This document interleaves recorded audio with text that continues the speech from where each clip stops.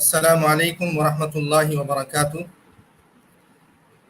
আলহামদুলিল্লাহ, আজকে আমরা মুআসসাসা ইলমিয়া বাংলাদেশ কর্তৃক আয়োজিত ফেসবুক লাইভের এবং মাসিক অনলাইন মুহাজারার প্রথম দার্সে আমরা উপস্থিত হয়েছি। আলহামদুলিল্লাহ, আজকের ফেসবুক লাইভের সম্মানিত দর্শক শ্রোতা সবাইকে আন্তরিক শুভেচ্ছা ও মোবারকবাদ জানাচ্ছি। আল্লাহর রহমতে মুআসসাসা ইলমিয়া ইতিমধ্যে অনলাইন অফলাইনে বেশ কিছু ইতিবাচক দাওয়াতি প্রোগ্রাম আয়োজন করতে সক্ষম হয়েছে। তো আমি প্রথমেই আপনাদের কাছে একটি অনুরোধ করছি, সেটি হলো যে আমাদের আজকের ফেসবুক লাইভটি আপনারা বেশি বেশি শেয়ার করবেন এবং যেন আমাদের অন্য ভাইয়েরাও দেখতে পারে, এই জন্য আপনারা সবাই শেয়ার করে ছড়িয়ে দিবেন।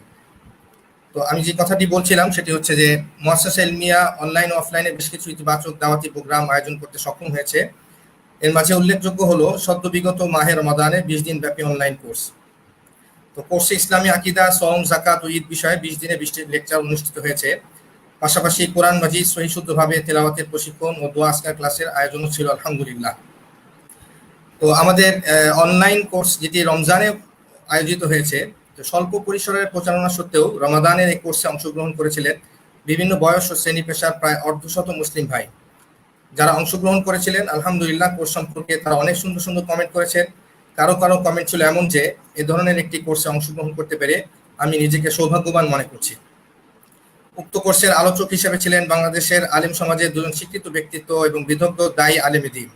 সম্মানিত দর্শক শ্রোতা, আজকের মাসিক অনলাইন মুহাজারাও আপনারা তাদের আলোচনা সরাসরি শুনতে পাবেন ইনশাআল্লাহ।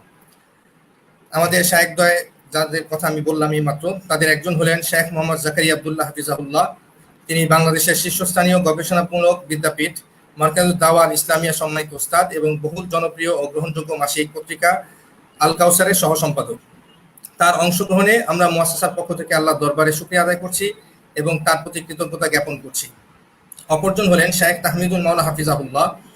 অনলাইনে দীর্ঘদিন যাবৎ ইতিবাচক দাওয়াতি ও ইলমি আলোচনা আমরা তার কাছ থেকে শুনে আসছি। তিনি একাধারে ঢাকার শীর্ষস্থানীয় শিক্ষা প্রতিষ্ঠান জামিয়াতুল উলুম ইসলামিয়া ঢাকার উস্তাদুল হাদিস এবং অনলাইন ইউটিউব চ্যানেল রিসালাতুল ইসলাম বাংলাদেশের উপপরিচালক। এছাড়াও দাওয়ার ময়দানে মুআসসাসার আরেকটি ইতিবাচক কার্যক্রম হলো যাকাত ক্যালকুলেশন ফর্ম, যা মুআসসাসার রচনা ও প্রকাশনা বিভাগ থেকে প্রকাশিত হয়ে ইতিমধ্যে পাঠকের হাতে পৌঁছে গেছে। আলহামদুলিল্লাহ, আমাদের শায়েখদের তত্ত্বাবধানে ক্যালকুলেশন ফর্মটি প্রস্তুত করেছেন বিজ্ঞ আলিমগণ। ক্যালকুলেশন ফর্মটি পেয়ে অনেকেই উচ্ছ্বসিত প্রশংসা করেছেন, ওয়ালিল্লাহিল হামদ। মুআসসাসার আরেকটি গুরুত্বপূর্ণ আয়োজন হচ্ছে আজকের ফেসবুক লাইভ। আজকের প্রোগ্রামের বিষয়বস্তু অনলাইনে দ্বীনি দাওয়া, সতর্কতা ও দায়িত্বশীলতা। আমরা অনেকেই অনলাইনের বিস্তৃত প্ল্যাটফর্মে দাওয়া ইলাল্লাহর কার্যক্রম পরিচালনা করছি, আবার আমাদের মাঝে অনেকে আছেন যারা এক্ষেত্রে অংশগ্রহণ করার ইচ্ছা রাখি। এছাড়াও আমাদের ব্যক্তিগত প্রয়োজনেও অনলাইন আমাদেরকে এখন ব্যবহার করতে হয় এবং এটি একটি বাস্তবতা।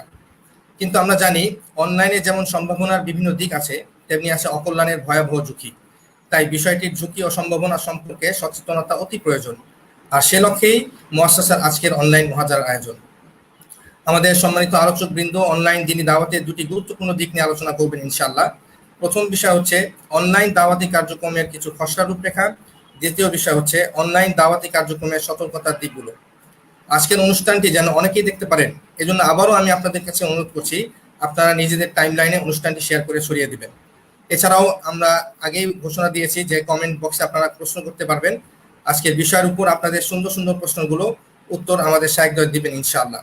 এ পর্যায়ে আমি শেখ মোহাম্মদ জাকারিয়া আব্দুল্লাহ হাফিজাহুল্লাহকে আলোচনা শুরু করার জন্য বিশেষভাবে অনুরোধ করছি।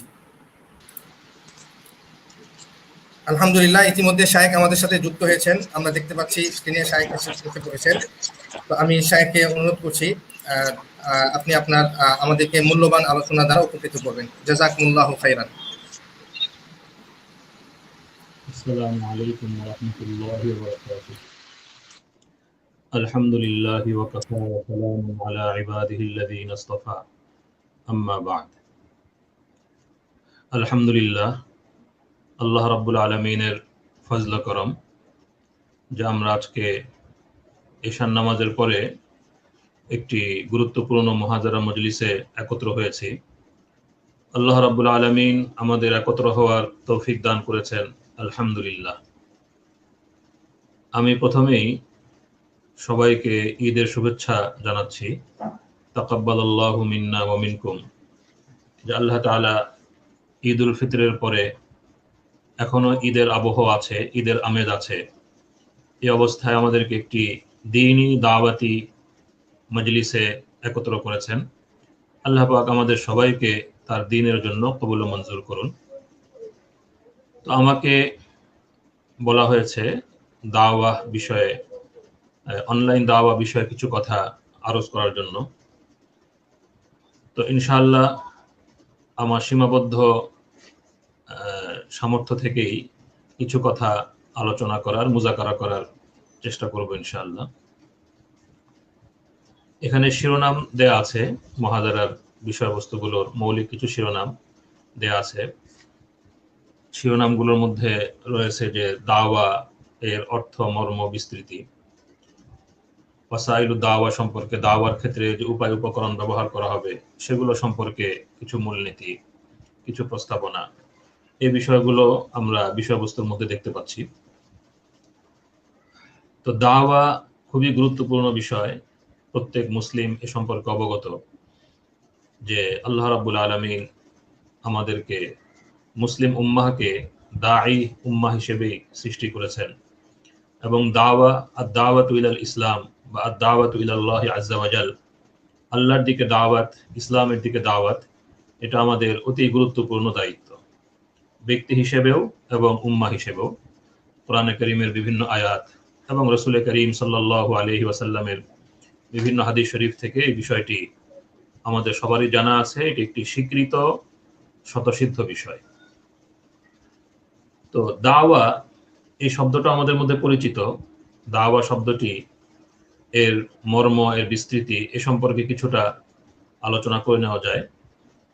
যে দাওয়া, এটা এই শব্দের আবিধানিক অর্থ, মর্ম এবং আবিধানিক যে ভাব, আবহ, এবং উলামা উদ দাওয়া, যারা দাওয়া ক্ষেত্রে গবেষণা করেন, গবেষক আলিমগণ আমাদের দেশের বাইরের, মুসলিম জাহানের, তারা দাওয়া বিষয়টার যে সংজ্ঞা প্রদান করেছেন কোরআন এবং সুন্নাহ নসুস থেকে, এবং বিশেষ করে আম্বিয়া কেরামের জীবন, তাদের সিরাত থেকে, এবং আমাদের পূর্বসূরি দায়ীগণের কর্মকাণ্ড, তাদের নসুস এবং তাদের বাস্তব জীবন থেকে তারা দাওয়ার যে বিস্তৃত এবং ব্যাপক সংজ্ঞা করেছেন, সেটা আমি সংক্ষেপে পেশ করার চেষ্টা করব ইনশাআল্লাহ।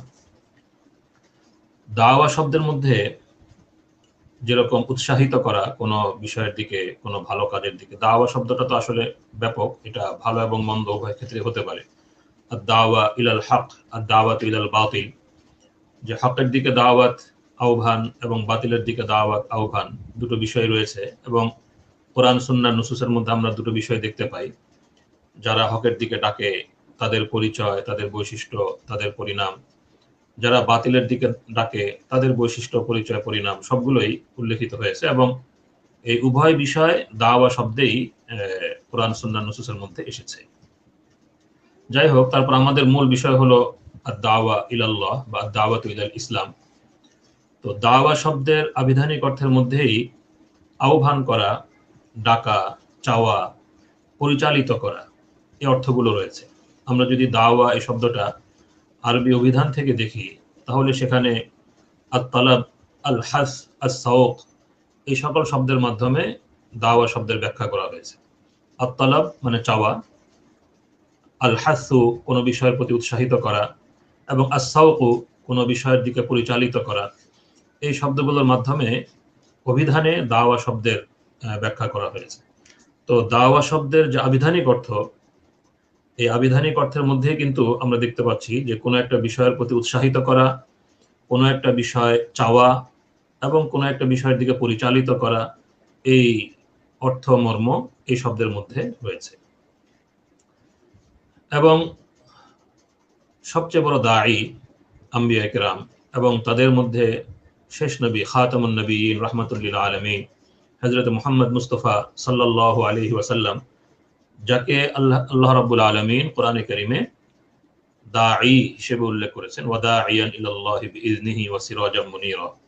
দাঈয়ান ইলাল্লাহ, এই শিরোনামে, এই বিশেষণে কোরআনে কারীমে তাকে উল্লেখ করা হয়েছে। তো তার গোটা জীবন যদি আমাদের সামনে থাকে, তার গোটা জীবনটাই তো আসলে দাওয়াতি জীবন ছিল। তো তার গোটা জীবন যদি আমাদের সামনে থাকে, তাহলেও কিন্তু আমরা দাওয়া এর অর্থ মর্ম এর বিস্তৃতি সম্পর্কে বুঝতে পারবো। আল্লাহ রাসূল সাল্লাল্লাহু আলাইহি ওয়াসাল্লামের গোটা জীবনে ইসলামের প্রতি মানুষকে পরিচালিত করার ক্ষেত্রে কতগুলো পর্যায় ছিল এবং কতগুলো বিভাগ ছিল, কতগুলো ক্ষেত্র ছিল। এই জন্য উলামা উদ-দাওয়া, যারা দাওয়া বিষয়ে বিশেষজ্ঞ আলিম, তারা দাওয়া শব্দের বিস্তৃতিকে ধারণ করবার জন্য দাওয়ার ব্যাখ্যা এভাবে করেছেন, দাওয়াতু ইলাল ইসলাম এর অর্থ হলো তাবলীগুল ইসলামি লিন-নাস ওয়া তা'লিমুহু ইয়াহুম ওয়া তাতবীকুহু ফি ওয়াকি'ল হায়াত। অর্থাৎ মানুষকে মানুষের নিকটে ইসলাম পৌঁছে দেওয়া, ওয়া তা'লিমুহু ইয়াহুম মানুষকে ইসলাম শিক্ষা দেয়া, ওয়া তাতবীকুহু ফি ওয়াকি'ল হায়াত মানে ফি ওয়াকি'i হায়াতিন নাস এবং মানুষের বাস্তব জীবনে ইসলামের অনুশীলন নিয়ে আসা। এই সবগুলো দাওয়ার অন্তর্ভুক্ত। তাহলে দাওয়া এর মধ্যে বলা যেতে পারে যে তিনটা পর্যায় বা তিনটা ধাপ রয়েছে, তাবলীগ, তালিম, তাতবীক। তাবলীগ মানে পৌঁছে দেওয়া, তালিম মানে শিক্ষাদান করা এবং তাতবীক মানে হলো অনুশীলনে নিয়ে আসা। তো এই তিনটাই কিন্তু দাওয়ার অন্তর্ভুক্ত। তাবলীগ পৌঁছে দেওয়া ইসলামের বিধান, ইসলামের সৌন্দর্য, ইসলামের আহ্বান পৌঁছে দেওয়া, এটা যেরকম দাওয়ার অন্তর্ভুক্ত, ঠিক তেমনি ভাবে ইসলাম শেখানো, ইসলাম শিক্ষাদান করা, তালিম, এটাও দাওয়ার অন্তর্ভুক্ত। এবং তাতবীক, ইসলাম মানুষের বাস্তব জীবনে, ইসলামের হুকুম আহকাম মানুষের বাস্তব জীবনে, প্রায়োগিক জীবনে নিয়ে আসা, এটাও দাওয়ার অন্তর্ভুক্ত। এই বিষয়টা আমরা খুব সহজেও এভাবে বুঝতে পারি যে আল্লাহ রাব্বুল আলামিনের পক্ষ থেকে আমাদের নিকটে যে ইসলামের মাধ্যমে আল্লাহ পাকের যে বিধিবিধান এসেছে এবং যে বিধিবিধান মোতাবেক চলা আমাদের জন্য অপরিহার্য, সেটা যদি মানুষের জীবনে, মানুষের বাস্তব জীবনে নিয়ে আসতে হয়, তাহলে কিন্তু অনেকগুলো ধাপ অতিক্রম করতে হয়। যে ধাপগুলো অতিক্রম করতে হয় সেগুলো মৌলিকভাবে তিনটি: আত-তাবলীগ, আত-তালিম, আত-তাতবীক। পৌঁছে দেওয়া, শিক্ষা দেওয়া এবং তার বাস্তব জীবনে সেটাকে অনুসরণ করানো, অনুশীলনে নিয়ে আসা। মনে করুন যে সালাত ইসলামের অত্যন্ত গুরুত্বপূর্ণ একটি বিধান, অত্যন্ত গুরুত্বপূর্ণ একটি ইবাদত। তো সালাতের দিকে দাওয়া, আদ-দাওয়াতু ইলা সালাহ, এটা কিভাবে হতে পারে? আদ-দাওয়াতু ইলা সালাতের মধ্যে কিন্তু অনেকগুলো পর্যায় রয়েছে।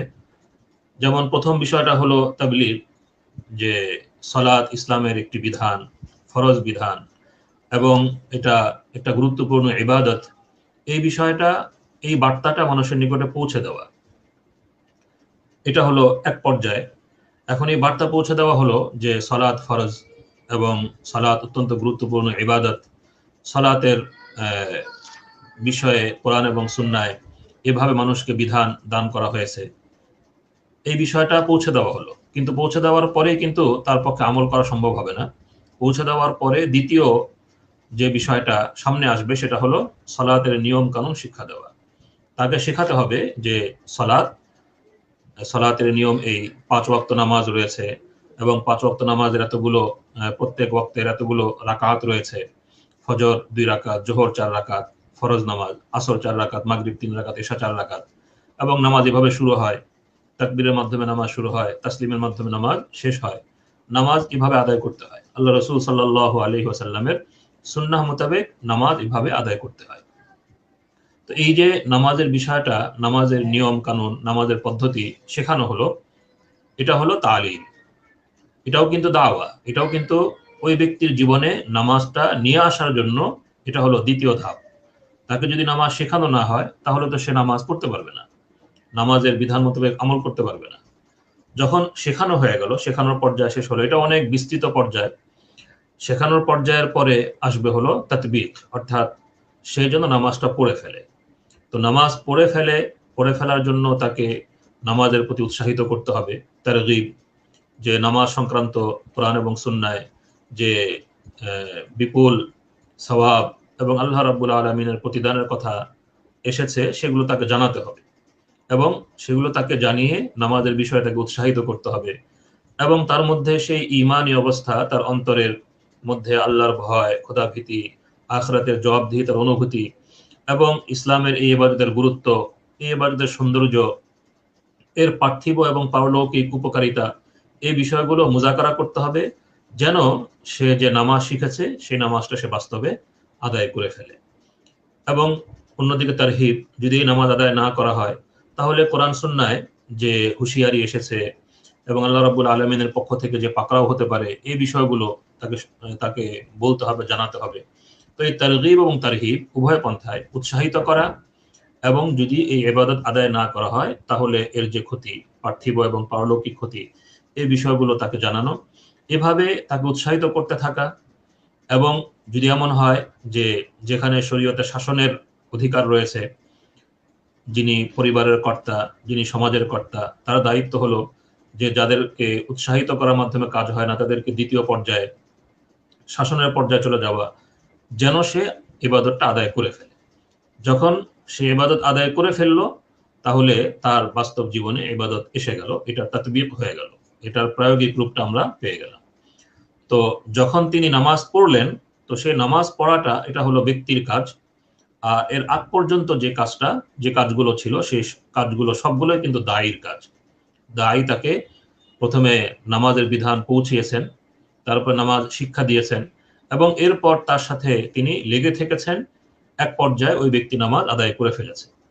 তো নামাজ আদায় করে ফেলা এটা হলো মুসল্লির কাজ, কিন্তু নামাজ আদায়ের আগ পর্যন্ত যতগুলো ধাপ রয়েছে এই সবগুলো ধাপই হলো দায়ীর কাজ। এবং এই ধাপগুলোতে আমরা যদি মৌলিক পর্যায়গুলো চিহ্নিত করি তাহলে সেটা হবে তাবলীগ, তালিম, তাতবীক। তো এই জন্য আমাদের উলামা উদ-দাওয়া, যারা দাওয়ার বিশেষজ্ঞ আলেম, তারা দাওয়ার এই তিনটি বিভাগ চিহ্নিত করেছেন, যে দাওয়া এই তিনটি বিষয়কেই বলে। তিনটি বিষয় দাওয়ার অন্তর্ভুক্ত, তাবলীগ ও দাওয়ার অন্তর্ভুক্ত, তালিম ও দাওয়ার অন্তর্ভুক্ত, এবং তাতবীক, তারগীব, তারহিব, ইহতিসাব, শাসন, এই সবগুলোই দাওয়ার অন্তর্ভুক্ত। এগুলো দাওয়ার এক একটা পার্ট, এক একটা অংশ। তাহলে দেখা যাচ্ছে যে দাওয়া অনেক বিস্তৃত, মানে দাওয়া তার পর্যায়গতভাবেই অনেক বিস্তৃত একটা বিষয়, এর মধ্যে অনেকগুলো ধাপ রয়েছে। এক। দ্বিতীয় বিষয় হলো দাওয়ার বিস্তৃতি, এটার আরেকটা দিকও রয়েছে, সেটা হলো যে আমরা তো দাওয়া দিব ইসলামের দিকে, দাওয়াত আর দাওয়াতু ইলাল ইসলাম।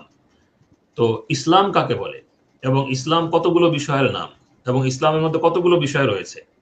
তো ইসলাম যতগুলো বিষয়কে অন্তর্ভুক্ত করে, ইসলামে যতগুলো বিষয় রয়েছে, এই সবগুলো বিষয় কিন্তু দাওয়ার বিষয়বস্তু। এখানে আকীদা, ইবাদাত, মুআমালাত, মুআশারাত, আখলাক, সিয়াসাত, এই সবগুলোই কিন্তু ইসলামের অন্তর্ভুক্ত, এবং এই সবগুলো দাওয়ার বিষয়বস্তু। সুতরাং আকীদার দাওয়াত দিতে হবে, আকীদার ক্ষেত্রে তাবলীগ, তালিম, তাতবীক। ইবাদাতের ক্ষেত্রে তাবলীগ, তালিম, তাতবীক।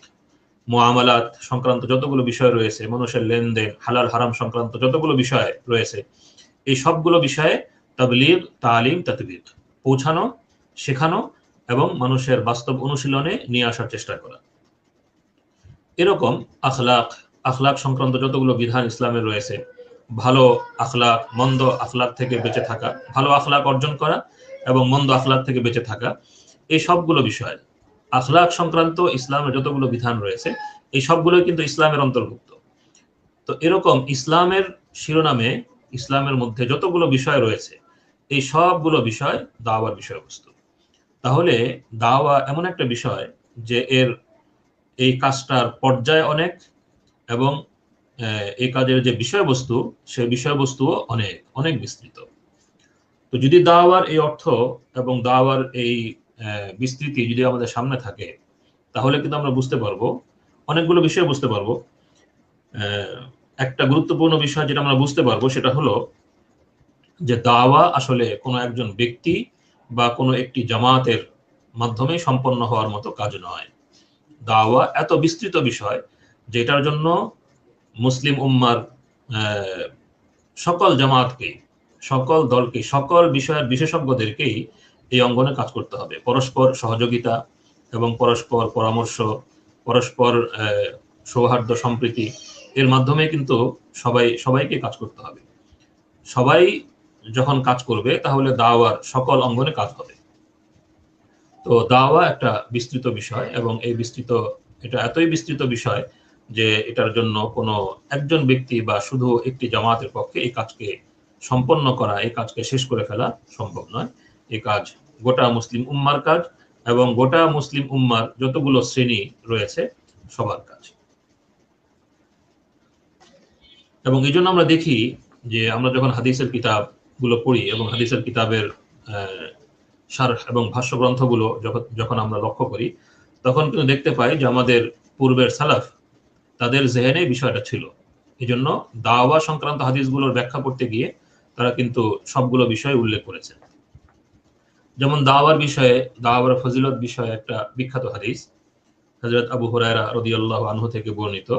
আল্লাহ রাসূল সাল্লাল্লাহু আলাইহি ওয়াসাল্লাম ইরশাদ করেন, মান দাআ ইলা হুদান কানা লাহু মিনাল উজুর মিসলু উজুরি মান তাবিআহ লা ইয়ানকুসু যালিকা মিন উজুরিহিম শাইআ ওয়া মান দাআ ইলা দালালা কানা আলাইহি মিনাল ইসম মিসলু আসামি মান তাবিআহ লা ইয়ানকুসু যালিকা মিন আসামিহিম শাইআ। যে কোনো হেদায়েতের দিকে ডাকে, মান দাআ ইলা হুদান, যে কোনো একটি হেদায়েতের বিষয়ের দিকে ডাকে, তো সেই হেদায়েতের তার ডাকার ফলে যে মানুষগুলো সেই হেদায়েতের বিষয়ের উপর চলবে, তাদের সবার সমপরিমাণ সওয়াব আল্লাহ পাক তাকে দান করবেন। লা ইয়ানকুসু যালিকা মিন উজুরিহিম শাইআ, তবে এতে করে যারা সেই হেদায়েত মোতাবেক আমল করেছে তাদের আজর ও সওয়াব কিছুমাত্র হ্রাস পাবে না। ঠিক এমনি ভাবে ওমান দাআ ইলা দালালা, আর কেউ যদি কোনো গুমরাহির দিকে ডাকে, তাহলে কানা আলাইহি মিনাল ইসম মিসলু আসামি মান তাবিআহ, যে তার ডাকের ফলে সেই গুমরাহির কাজে লিপ্ত হবে, গুমরাহির কাজে সে কাজ করবে, তাদের সবার সমপরিমাণ গুনাহ তার আমলনামায় যুক্ত হবে। তবে এর দ্বারা যারা সেই গুমরাহির কাজে লিপ্ত হয়েছিল তাদের কারো গুনাহ কিন্তু কমবে না। এই হাদিস, এটা আমরা সবাই জানি, এবং এই হাদিস শরীফের বিষয় যদি আমি চিন্তা করি, তাহলে কিন্তু বুঝতে পারবো যে দাওয়াতের ক্ষেত্রে দায়িত্বশীলতা কত গুরুত্বপূর্ণ। আমার দাওয়া যেন আদ-দাওয়াতু ইলা হুদান হয়, সেই দাওয়া যেন আদ-দাওয়াতু ইলা দালালা না হয়, এই বিষয়টি সম্পর্কে সচেতন থাকা অত্যন্ত জরুরি। এবং এই সচেতন থাকার জন্যই প্রয়োজন দায়িত্বশীলতা। যদি দাওয়ার ক্ষেত্রে দায়িত্বশীল না হওয়া যায়, তাহলে হতে পারে যে মানুষ একটা বিষয়কে ভালোর দিকে আহ্বান মনে করছে, কিন্তু আসলে সেটা ভালোর দিকে আহ্বান নয়, বাস্তবে সেটা মন্দের দিকে আহ্বান হয়ে যাচ্ছে। এটা ঘটতে পারে যদি দাওয়ার ক্ষেত্রে দায়িত্বশীলতার পরিচয় না দেওয়া হয়। তো এই হাদিস শরীফের যে ব্যাখ্যা, এটি সহিহ মুসলিমের হাদিস।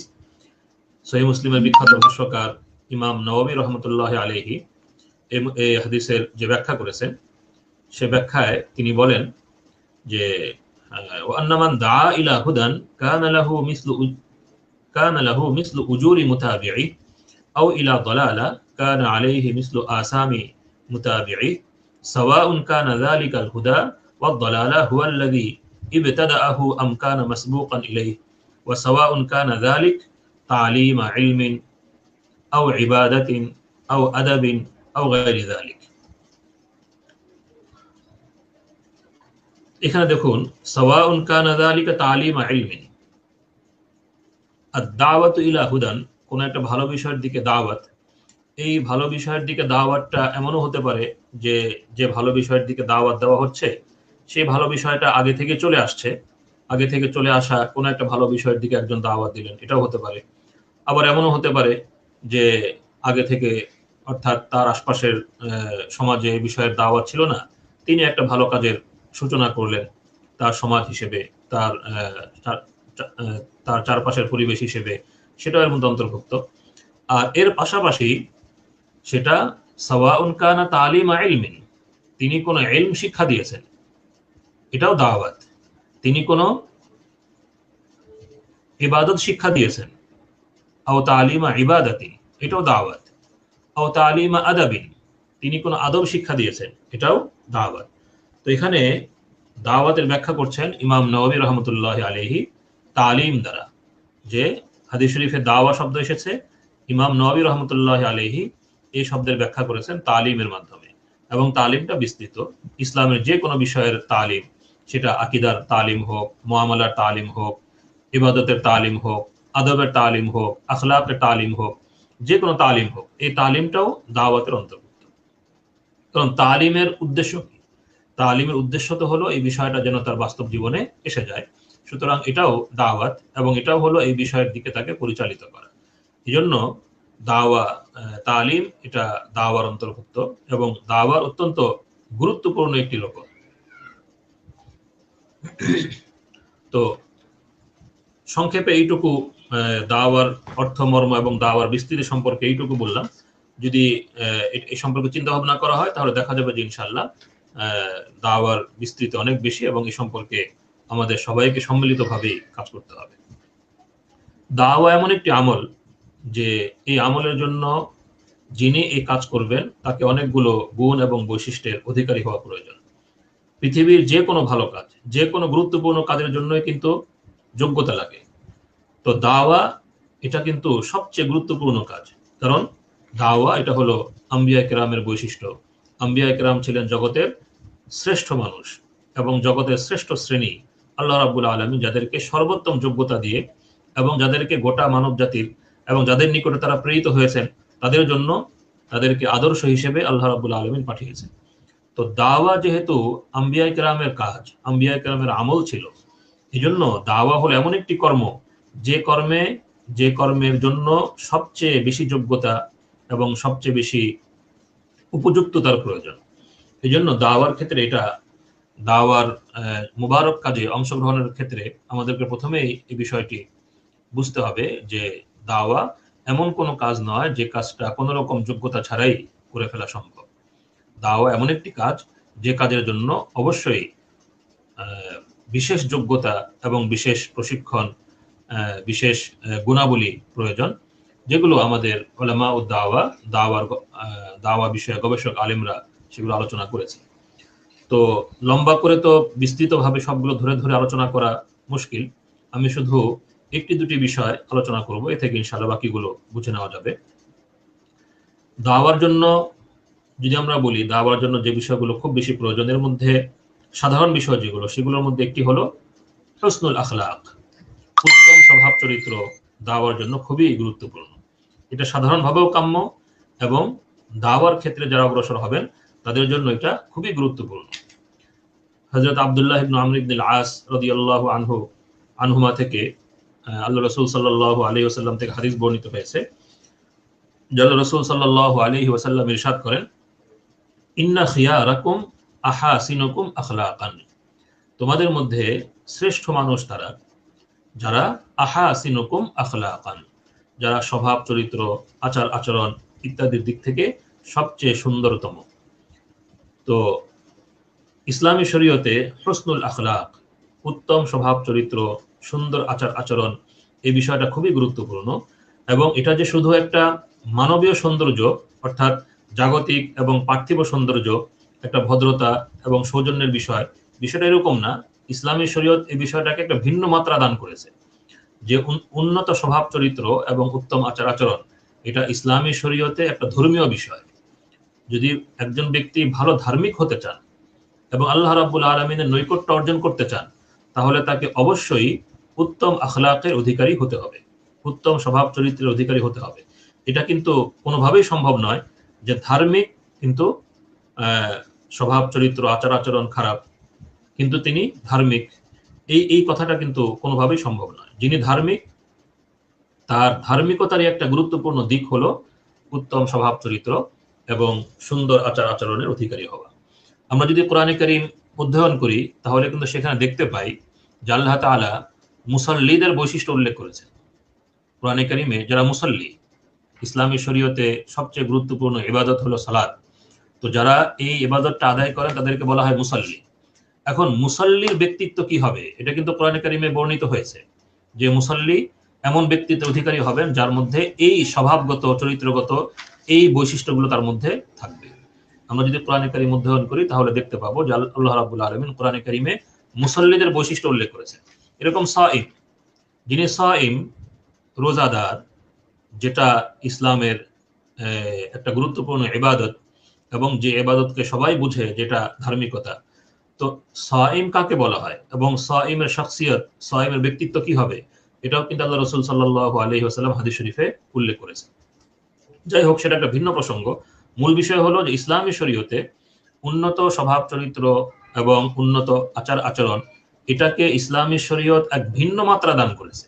সেটা হলো যে ইসলামী শরীয়ত এটাকে ধার্মিকতার অন্তর্ভুক্ত করেছে। এই বিষয়টা ছাড়া একজন মানুষের ধার্মিকতা কিন্তু পূর্ণ হয় না।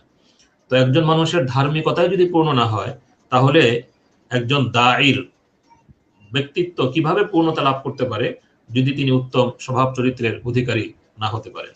এই জন্য ইসলামী শরীয়তে দায়ের জন্য খুবই গুরুত্বের সাথে উত্তম স্বভাব চরিত্রের অধিকারী হওয়ার কথা উল্লেখ করা হয়েছে। এখন এটা তো অনেক বিস্তৃত বিষয়।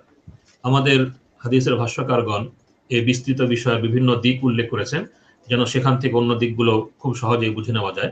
আমি একটা দুইটা নস এখানে উল্লেখ করে এরপর এরপরে আলোচনা যাব ইনশাআল্লাহ। যে হাদিসটি আমি পেশ করেছি এটি বুখারী এবং মুসলিমের হাদিস, ইন্না খিয়ারাকুম আহাসিনুকুম আখলাকান। এই হাদিসের ব্যাখ্যায় সহিহ মুসলিমের ভাষ্যকার ইমাম নওয়াবী রাহমাতুল্লাহি আলাইহি বলেন, ফীহিল হাসসু আলা হুসনিল খুলুক ওয়া বায়ানু ফাযিলাতি সাহিবিহি ওয়া হুয়া সিফাতু আম্বিয়াইল্লাহি তাআলা ওয়া আউলিয়াই। যে এই হাদিস শরীফে উত্তম স্বভাব চরিত্র অর্জনের প্রতি উৎসাহিত করা হয়েছে এবং এই হাদিস শরীফে উত্তম স্বভাব চরিত্রের অধিকারী ব্যক্তির ফজিলত এবং মর্যাদা উল্লেখিত হয়েছে, যে আল্লাহ রাব্বুল আলামিনের নিকটে তারা খিয়ার, তারা উত্তম ব্যক্তির অন্তর্ভুক্ত। একই সাথে এটি হলো সিফাতু আম্বিয়া ইল্লাহি তাআলা ওয়া আউলিয়াই, এটা হলো আল্লাহ রাব্বুল আলামিনের নবী এবং ওয়ালিগণের বৈশিষ্ট্য। এই যে তার এই কথাটা ওয়া হুয়া সিফাতু আম্বিয়া ইল্লাহি তাআলা ওয়া আউলিয়াই, এই কথাটা আমাদের আলোচনার সাথে প্রাসঙ্গিক। যে আম্বিয়া এবং আউলিয়া, আল্লাহ রাব্বুল আলামিনের নবী এবং ওয়ালিগণ, তাদের ওয়াসফে বারিস, তাদের ব্যক্তিত্বের খুবই গুরুত্বপূর্ণ বৈশিষ্ট্য ছিল দাওয়া, এবং তাদের ব্যক্তিত্বকে যদি উপস্থাপন করা হয় তাহলে দাওয়া, আল্লাহর দিকে দাওয়াত, এটা খুব বড় একটা বিষয় হবে। তো তাদের বৈশিষ্ট্য ছিল যে তারা হলেন সর্বোত্তম স্বভাব চরিত্র এবং পবিত্রতম স্বভাব চরিত্রের অধিকারী ব্যক্তি। হুসনুল খুলুকের বিভিন্ন দিক আলোচনা করে কাজী ইয়াদ রহমতুল্লাহি আলাইহি, ইমাম নওয়াবী রহমতুল্লাহি আলাইহি তার এই নসটা নকল করেছেন শরহ মুসলিমে। قال القاضي عياض هو مخالطة الناس بالجميل والبشر والتودد لهم والإشفاق عليهم ومجانبة الغلظ والغضب والمؤاخذة والإشفاق عليهم واحتمالهم والحلم عنهم والصبر عليهم في المكاره وترك الكبر والاستطالة عليهم ومجانبة الغلظ والغضب والمؤاخذة। কাজী ইয়াদ রহমতুল্লাহ আলাইহি বলেন, হুসনুল খুলুক এর অর্থ হলো মুখালাতাতুন নাস বিল জামিল ওয়াল বিশর, মানুষের সাথে সদাচার এবং হাসি মুখে সাক্ষাৎ করা, এবং মানুষের সাথে সৌহার্দ্য সম্প্রীতি রক্ষা করা। প্রীতিমূলক সাক্ষাৎ, মানুষের সাথে সাক্ষাৎটা হবে প্রীতিপূর্ণ, সৌহার্দ্যপূর্ণ, সম্প্রীতিপূর্ণ। ওয়াল ইশফাক আলাইহিম, এবং মানুষের জন্য দরদ থাকতে হবে, মানুষের অকল্যাণের ভয়, মানুষের অকল্যাণের বিষয়ে অন্তরে দরদ থাকা, যে একজন ব্যক্তি যদি গুমরাহির দিকে চলে যায় তাহলে সে আল্লাহ রাব্বুল আলামিনের আযাবের শিকার হয়ে যাবে, আল্লাহ পাকের নিকটে সে অপছন্দনীয় হয়ে যাবে, তার আখিরাত বরবাদ হবে, তার দুনিয়া বরবাদ হবে। এরকমের মানুষের প্রতি দরদ, কল্যাণ চেতনা, এটা খুবই গুরুত্বপূর্ণ এবং এটা হুসনুল খুলুকের অন্তর্ভুক্ত। ওয়াহতিমালুহুম ওয়াল হিলমু আনহুম ওয়াস সাবরু আলাইহিম ফিল মাকারিহ, মানুষের মন্দ আচরণগুলোকে বরদাস্ত করতে পারা এবং মানুষের ক্ষেত্রে সহনশীল হওয়া। সহনশীলতার পরিচয় তো তখনই হয় যখন আপনার ইচ্ছা বিরুদ্ধ, রুচি বিরুদ্ধ কাজ হয়, যখন আপনার সাথে মন্দ আচরণ করা হয়, যখন আপনার পছন্দের নয় এমন পরিস্থিতিগুলো আপনার সামনে আসে, তখনই তো আসলে সহনশীলতা, ধৈর্য এবং নিজেকে সংযত রাখা, এই প্রসঙ্গগুলো তখন সামনে আসে। তো এটা হুসনুল খুলুকের অত্যন্ত গুরুত্বপূর্ণ বিষয়। ওয়া তারকুল কিবরি ওয়াল ইস্তিতালাতি আলাইহি, মানুষের প্রতি গর্ব অহংকার প্রদর্শন করা এবং মানুষকে তুচ্ছ তাচ্ছিল্য করে নিজের বড়ত্ব প্রকাশ করা, এই বিষয়গুলো বর্জন করা, এটাও হুসনুল খুলুকের অন্তর্ভুক্ত। ওয়া মুজানাবাতুল গিলাযি ওয়াল গাদাবি ওয়াল মুআখাযা, মানুষের সাথে রুক্ষতাপূর্ণ আচরণ, ক্রোধপূর্ণ আচরণ এবং মুআখাযা, তাদের ছোট ছোট বিষয়গুলো, যে কোনো বিষয়ই ধরতে থাকা, পাকড়াও করতে থাকা, এই বিষয়গুলো আসলে হুসনুল খুলুক, উত্তম আচরণের পরিপন্থী বিষয়। তো এগুলো হলো স্বাভাবিক অবস্থায়। বাকি এই বিষয়গুলো যখন অর্জিত হয়ে যাবে, তখন কোথায় কাকে মুআখাযা করতে হবে, কোন ক্ষেত্রে কাকে তামবিহ করতে হবে, কোন ক্ষেত্রে কাউকে শাস্তি দিতে হবে, এটা তো পরের প্রসঙ্গ। এই বিষয়গুলো ইসলামী শরীয়তে আছে। কিন্তু সাধারণভাবে মানুষকে রপ্ত করতে হবে যেন তিনি সাধারণভাবে এই বিষয়গুলো অর্জন করতে পারেন। যে কোনো একটা মানুষের পক্ষ থেকে কোনো একটা আচরণ আসা মাত্রই সেটার প্রতিক্রিয়া প্রকাশিত হওয়া এবং তাকে পাকড়াও করতে থাকা, তার সাথে রুক্ষ ব্যবহার করা, খারাপ ব্যবহার করে ফেলা, অনেক ক্ষেত্রে যেটা জুলুমের পর্যায়ে চলে যায়, এই বিষয়গুলো থেকে বেঁচে থাকা, এটা হুসনুল খুলুকের অন্তর্ভুক্ত। এই জন্য হাসান বসরি রহমতুল্লাহ আলাইহি থেকে হুসনুল খুলুকের হাকিকত বর্ণিত হয়েছে। তিনি বলেন, খুবই সংক্ষিপ্ত ভাষায় তিনি বিষয়টা উল্লেখ করেছেন যে হাকিকাতু হুসনুল খুলুক বালদুল মারুফ ওয়া কাফুল আযা ওয়া তালাকাতুল ওয়াজহ। হুসনুল খুলুকের পরিচয় হলো, সংজ্ঞা হলো বা এর স্বরূপ হলো যে বালদুল মারুফ, মানুষের জন্য অর্থ ব্যয় করা, মানুষের মধ্যে ইলম বিতরণ করা, জ্ঞান বিতরণ করা, মানুষের জন্য কল্যাণকর যা কিছু, ভালো যা কিছু, তা মানুষের জন্য বিতরণ করা, এটা হলো এক বিষয়। এক্ষেত্রে কার্পণ্য না করা। দ্বিতীয় বিষয় হলো কাফুল আযা, মানুষকে কষ্ট না দেওয়া, কোনোভাবেই মানুষকে কষ্ট না দেওয়া, এটা হুসনুল খুলুকের একটা গুরুত্বপূর্ণ রোকন, গুরুত্বপূর্ণ স্বভাব। ওয়া তালাকাতুল ওয়াজহ, এবং হাসি মুখ।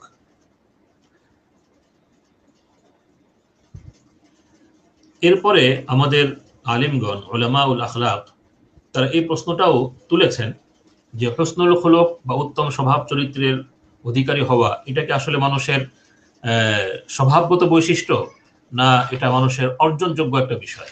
এই বিষয়ে তারা আলোচনা করেছেন। এবং এই বিষয়ে ইসলামী শরীয়তের যে গুরুত্বপূর্ণ মূলনীতি, সেই বিষয়টা হলো যে ইসলাম, কোরআন সুন্নাহ নুসুস থেকে যে বিষয়টা বোঝা যায়, পরিষ্কারভাবে বোঝা যায়, সেই বিষয়টা হলো যে ভালো আখলাকগুলো এটা কিন্তু অর্জনযোগ্য বিষয়, এটা মানুষকে অর্জন করতে হবে। যদি স্বভাবগতভাবে কারোর মধ্যে ভালো আখলাক থাকে তাহলে সেটা খুব ভালো। যদি স্বভাবগতভাবে কোনো একটা ভালো গুণের কমতি কারোর মধ্যে থাকে, তাহলে সেটাকে অর্জন করার চেষ্টা তাকে করে যেতে হবে। এটা ইসলামী শরীয়তে কাম্য। ইসলামী শরীয়ত কখনো স্বভাব চরিত্রের ক্ষেত্রে কথা বলে না যে স্বভাব চরিত্রের ক্ষেত্রে মানুষ জন্মগতভাবে যা কিছু নিয়ে আসে বাস এইটুকু, এখানে কোনো পরিবর্তন হতে পারে না, এখানে কোনো পরিবর্ধন হতে পারে না, এখানে কোনো সংস্কার হতে পারে না, এরকম কোনো বিষয় না। ইসলামী শরীয়ত বলে যে মানুষকে তার স্বভাব চরিত্র উত্তম করার, উন্নত করার চেষ্টা করতে হবে। হ্যাঁ, মানুষের স্বভাবগতভাবে যেগুলো থাকে সেগুলো একেবারে নির্মূল হয় না, কিন্তু সেটা মন্দ ক্ষেত্র থেকে ভালো ক্ষেত্রে ব্যবহার করার মতো যোগ্যতা মানুষের মধ্যে তৈরি হয়ে যায় যদি সে নিজেকে ভালো করার এবং নিজের স্বভাব চরিত্রকে উন্নত করার চেষ্টা করতে থাকে। এই জন্য ইসলামী শরীয়তে আখলাক সংক্রান্ত যে মূলনীতিগুলো, সেই মূলনীতির মধ্যে একটা গুরুত্বপূর্ণ বিষয় এই যে আখলাক এটা সংশোধনযোগ্য, এবং আখলাক, উত্তম আখলাক এটা অর্জনযোগ্য, এবং মন্দ স্বভাব এটা বর্জনযোগ্য বিষয়। সুতরাং মানুষকে মন্দ স্বভাব বর্জন করার ক্ষেত্রে তাকে চেষ্টা করতে হবে, এবং ভালো স্বভাব অর্জন করার ক্ষেত্রে তাকে চেষ্টা করে যেতে হবে। যদি চেষ্টা করা হয় তাহলে আল্লাহ রাব্বুল আলামিনের পক্ষ থেকে অবশ্যই মদদ এবং নুসরত হবে। এই প্রসঙ্গে খুব চমৎকার একটা ইস্তেদলাল করেছেন সহিহ বুখারীর ভাষ্যকার ইবনু হাজার আসকালানী রহমতুল্লাহ আলাইহি। তিনি একটি বিখ্যাত হাদিস আমরা অনেকেই জানি যে আল্লাহ রাসূল সাল্লাল্লাহু আলাইহি ওয়াসাল্লামের নিকটে যখন বিভিন্ন দিক থেকে প্রতিনিধি দল আসছিল, ওই সময় আব্দে কাইস গোত্রের একটি প্রতিনিধি দল এসেছিল। তাদের মধ্যে একজন সাহাবী ছিলেন মুনজির ইবনু আইজ রাদিয়াল্লাহু আনহু, যিনি আশাজ্জু আব্দুল কাইস নামে প্রসিদ্ধ। তো সে প্রতিনিধি দল যখন আল্লাহ রাসূল সাল্লাল্লাহু আলাইহি ওয়াসাল্লামের নিকটে এলেন, তখন রাসূল করিম সাল্লাল্লাহু আলাইহি ওয়াসাল্লামের সঙ্গে সাক্ষাৎ করার জন্য দলের সবাই খুব দ্রুত সামনে এগিয়ে গেলেন। কিন্তু যিনি দলপতি ছিলেন মুনজির ইবনু আইজ রাদিয়াল্লাহু আনহু, যিনি আল আশাজ এই উপাধিতে প্রসিদ্ধ ছিলেন, তিনি সবার সওয়ারিগুলোকে সুন্দরভাবে বেঁধে রাখলেন, নিজের সওয়ারিটা বাঁধলেন। এরপরে তিনি যে কাপড়ে সফর করে এসেছেন, অনেক দূর থেকে এসেছেন, সেই কাপড়টা পরিবর্তন করলেন, সুন্দর পোশাক পরিধান করলেন, এরপর আল্লাহ রসুল সাল্লাল্লাহু আলাইহি ওয়াসাল্লামের নিকটে এসে উপস্থিত হলেন। তো ওই সময় বিভিন্ন কথোপকথন তার মধ্যে হলো। রসুল করিম সাল্লাল্লাহু আলাইহি ওয়াসাল্লাম তাকে খুব ইকরামের সাথে পাশে বসালেন এবং ওই সময় বাইআতের প্রসঙ্গ এলো যে নবী সাল্লাল্লাহু আলাইহি ওয়াসাল্লামের হাতে তারা বাইআত করবেন। তো ওই সময় যারা উপস্থিত ছিলেন এবং কওমের যারা উপস্থিত নেই তাদের সবার পক্ষ থেকে বাইআতের প্রসঙ্গ এলো। তখন আশাজ্জু আব্দুল কাইস মুনজির ইবনে আইদ রাদিয়াল্লাহু আনহু আল্লাহ রাসূল সাল্লাল্লাহু আলাইহি ওয়াসাল্লামের কাছে বললেন, নিবেদন করলেন যে ইয়া রাসূলুল্লাহ, আমরা তো বায়াত করছি আপনার হাতে, আপনি যা বলবেন আমরা তো মেনে নিচ্ছি, সেই অনুযায়ী আমরা চলবো।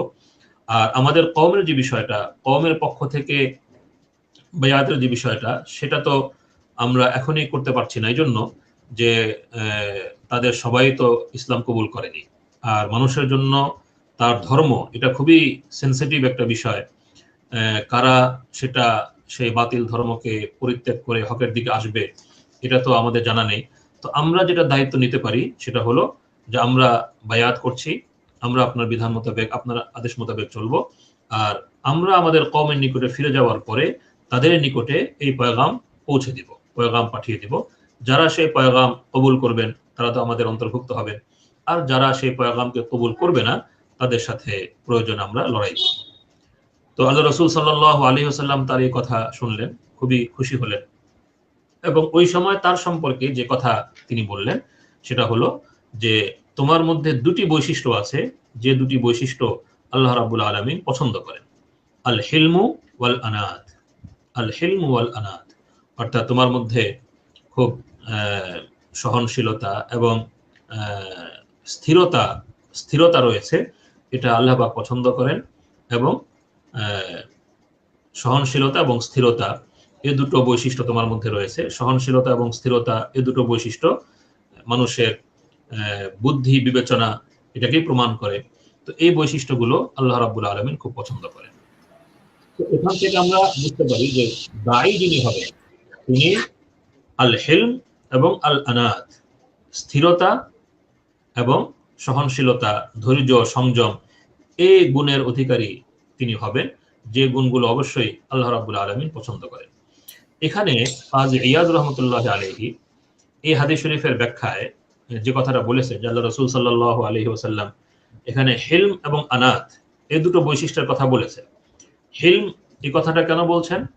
আসলে হিলম, সহনশীলতা, সংযম, এটা মানুষের বিচার বুদ্ধিকে প্রমাণ করে। মানুষের মধ্যে যদি বিচার বুদ্ধি থাকে তাহলে সে সংযম অবলম্বন করতে পারে এবং সে তার পরিণাম সম্পর্কে, সে যা বলবে তার পরিণাম কি হতে পারে, সে যা করবে তার পরিণাম কি হতে পারে, পরিণাম চিন্তা করে নিজেকে সংযত রাখা, যেটা মন্দ পরিণাম টেনে আনতে পারে ওই রকমের কথা এবং কাজ থেকে নিজেকে সংযত করতে পারা, এটাই আসলে মানুষের বুদ্ধিমত্তা এবং দূরদর্শিতার পরিচয়। এই জন্য হিলম এই শব্দের ব্যাখ্যা আমাদের গ্রহণ করেছেন আল আকল এর মাধ্যমে। তো কাজী ইয়াদ রহমতুল্লাহ আলী বলেন যে আশাজ্জু আব্দুল কাইস রাদিয়াল্লাহু আনহুর মধ্যে যে বৈশিষ্ট্য হলো আল্লাহ রাসূল সাল্লাল্লাহু আলাইহি ওয়াসাল্লাম যে তার হিলমের কথা বলেছেন। আমাদের সময় কি শেষ হয়ে আসছে? সময় মতো খুব বেশি নেই। জি হুজুর, 5 মিনিট আছে। কিছু প্রশ্ন ছিল আমাদের আচ্ছা আমাদের দর্শক শ্রোতাদের পক্ষ থেকে। আচ্ছা, তাহলে আমি এই কথাটা শেষ করে ফেলি। জি জি হুজুর। তো কাজী ইয়াদ রহমতুল্লাহ আলী বলছেন যে আশাজ্জু আব্দুল কাইস রাদিয়াল্লাহু আনহুর যে বিষয়টা এই হাদিস শরীফে উল্লেখিত সেটা হলো তিনি পরিণামটা চিন্তা করেছেন। আল্লাহ রাসূল সাল্লাল্লাহু আলাইহি ওয়াসাল্লাম যে পয়গাম আমাদেরকে দিচ্ছেন সেই পয়গামটা আমরা বাস্তবে কতটুকু বাস্তবায়ন করতে পারবো এবং পয়গাম বাস্তবায়ন করতে গেলে আমাদেরকে কি পরিস্থিতির মুখোমুখি হতে হবে, এই পরিণাম সম্পর্কে দূরদর্শিতা, এই বিষয়টা আল্লাহ রাসূল সাল্লাল্লাহু আলাইহি ওয়াসাল্লাম তার বুদ্ধিমত্তা এটাকে হিলম শব্দে এখানে ব্যাখ্যা করেছেন। এই জন্য দায়ীর কর্তব্য হবে তার কথা এবং কাজের ক্ষেত্রে দূরদর্শিতার পরিচয় দেওয়া, যে যে কথা বা কাজ করা হবে সেটার পরিণামটা কি হবে। এক। দ্বিতীয় বিষয় হলো আনাত, যে কোনো ক্ষেত্রেই তরা না করা, বরং সেটার জন্য যদি কোনো প্রস্তুতির প্রয়োজন হয় সেই প্রস্তুতি গ্রহণ করা এবং সেটার জন্য মুনাসিব সময়, মুনাসিব পরিস্থিতি, মুনাসিব অবস্থা এগুলো অপেক্ষা করা এবং সেটার জন্য যদি ধাপ থাকে তো সেই পর্যায়ক্রমগুলো অতিক্রম করে তারপরে সেখানে আসা। এই বিষয়গুলো আনাত এবং স্থিরতা এর অন্তর্ভুক্ত। এই বৈশিষ্ট্যগুলো দায়ের অবশ্যই অবলম্বন করতে হবে, যেটা এই হাদিস শরীফ থেকে পাওয়া যায়। তো ইবনে হাজার আসকালানী রহমতুল্লাহ আলাইহি বলেছেন যে হাদিস শরীফ থেকে যখন এই কথাগুলো হলো তখন হযরত মুনজির ইবনে আয়েদ রাদিয়াল্লাহু আনহু বললেন, ইয়া রাসূলুল্লাহ, এই বৈশিষ্ট্য কি আমার আগে থেকেই ছিল না নতুন অর্জিত হয়েছে? আল্লাহ রাসূল সাল্লাল্লাহু আলাইহি ওয়াসাল্লাম বললেন যে এটা তোমার স্বভাবগত বৈশিষ্ট্য। ইবনে হাজার বলেন যে এ থেকে বোঝা যায় যে মানুষের বৈশিষ্ট্য দুই রকমের হতে পারে। এক হলো স্বভাবগত বৈশিষ্ট্য, আরেক হলো যেটা অর্জিত হয় সোহবতের মাধ্যমে, সাহচর্যের মাধ্যমে, প্রশিক্ষণের মাধ্যমে। তো এই কথাটাই ইবনে হাজার এখানে বলেছেন যে মানুষের বৈশিষ্ট্য দুই রকমের। এই জন্য আমরা যারা দাওয়াতের অঙ্গনে কাজ করতে চাই তাদের জন্য অবশ্যই করণীয় আমরা যেন সুন্দর স্বভাব, সুন্দর চরিত্রের অধিকারী হওয়ার চেষ্টা করি। যে বৈশিষ্ট্যগুলো অর্জন করা প্রয়োজন সেই বৈশিষ্ট্যগুলো যেন আমরা অর্জন করার চেষ্টা করি। কথা তো আসলে খুবই অল্প হয়েছে, আজকের বিষয়বস্তুতে আরো অনেকগুলো কথা বলার প্রয়োজন ছিল, সময় তো শেষ হয়ে এসেছে। যাই হোক, তারপর অন্য কোনো সময় ইনশাআল্লাহ মুহাদারা হবে। এখন মনে হয় দুই একটা প্রশ্নের জবাব দিয়ে দেই, আর এরপর ইনশাআল্লাহ আমাদের ভাই মাওলানা তাহমিদুল মাওলা আছেন, তিনি ইনশাআল্লাহ বেশ গুরুত্বপূর্ণ কথা আজকে বলবেন। হ্যাঁ, জাযাকুমুল্লাহু খাইরান। হুজুর, আমাদের এক ভাই হাবিব আলিফ ভাই তিনি লিখেছেন, মাশাআল্লাহ, খুবই উপকারী সুন্দর একটি আয়োজন। আমরা জানি যদিও শায়েখদ্বয় বহু ব্যস্ততায় থাকেন, আমাদের দাবি থাকবে প্রতি সপ্তাহে এরকম একটি করে প্রোগ্রাম যেন করা হয়। তো মাশাআল্লাহ, খুবই যিনি প্রস্তাব করেছেন তার এই আগ্রহ এবং তার এই সুধারণা, দুটো বিষয় এখানে পাওয়া যাচ্ছে, তার সুধারণা এবং তার আগ্রহ। আল্লাহ রাব্বুল আলামিন এটার জন্য তাকে জাযায়ে খায়ের দান করুন, এবং অবশ্যই এই আগ্রহ এবং সুধারণা এটার মূল্য আমাদের অন্তরে রয়েছে। আমরা চেষ্টা করব ইনশাআল্লাহ আপনাদের সামনে হাজির হওয়ার। এখন সেটা কি তরতিব হবে, কিভাবে সেটা সম্ভব হবে, সেটা নিয়ে আমরা আলোচনা করব ইনশাআল্লাহ। জি হুজুর, আমাদের এনামুল হক ভাই তিনি লিখেছেন, হযরত মদিনায় রাসূলুল্লাহর দাওয়া কাদের প্রতি ও কোন পদ্ধতিতে ছিল?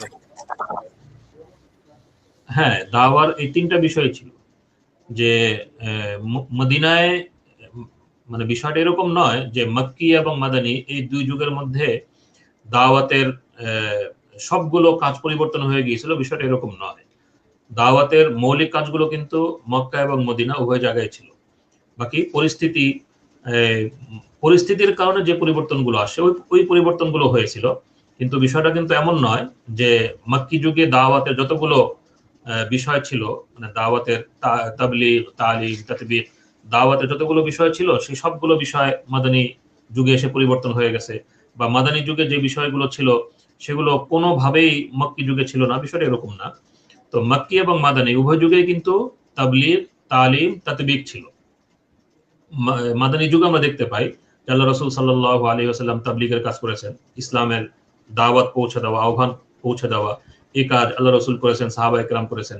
এবং তালিমের কাজও ব্যাপকভাবে হয়েছে, যে মসজিদে নববীতে আল্লাহ রাসূল সাল্লাল্লাহু আলাইহি ওয়াসাল্লাম হাদিসের দরস দিচ্ছেন, আল্লাহ হাদিস বয়ান করছেন, তিনি বলছেন, করছেন, যেগুলো হাদিস হিসেবে সংরক্ষিত হচ্ছে, এবং আল্লাহ পাকের পক্ষ থেকে আয়াত নাজিল হচ্ছে যেগুলো আল্লাহ রাসূল সাল্লাল্লাহু আলাইহি ওয়াসাল্লাম সাহাবায়ে কেরামকে শিখাচ্ছেন।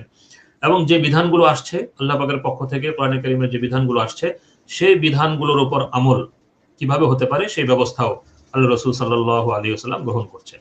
তো এই জন্য দাওয়াতের সবগুলো বিষয়, সেটা তাবলীগ হোক, তালিম হোক, তাতবীক হোক, সবগুলো বিষয় কিন্তু মাদানী যুগেও বিদ্যমান ছিল। বাকি সূরত এবং রূপ আল্লাহ পাকের পক্ষ থেকে যখন যে পন্থা, যখন যে পদ্ধতি এসেছে সেই পদ্ধতি সংযোজিত হয়েছে, এবং সেই পদ্ধতি অনুসারে আল্লাহ রাসূল সাল্লাল্লাহু আলাইহি ওয়াসাল্লাম এবং সাহাবায়ে কেরাম কাজ করেছে।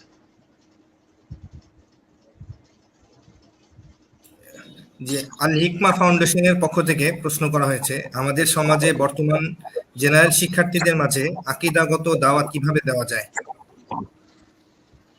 হ্যাঁ, এই ক্ষেত্রেও মানে আল্লাহ রাসূল সাল্লাল্লাহু আলাইহি ওয়াসাল্লামের সুন্নাহ এবং সিরাত থেকে আমাদেরকে আদর্শ নিতে হবে।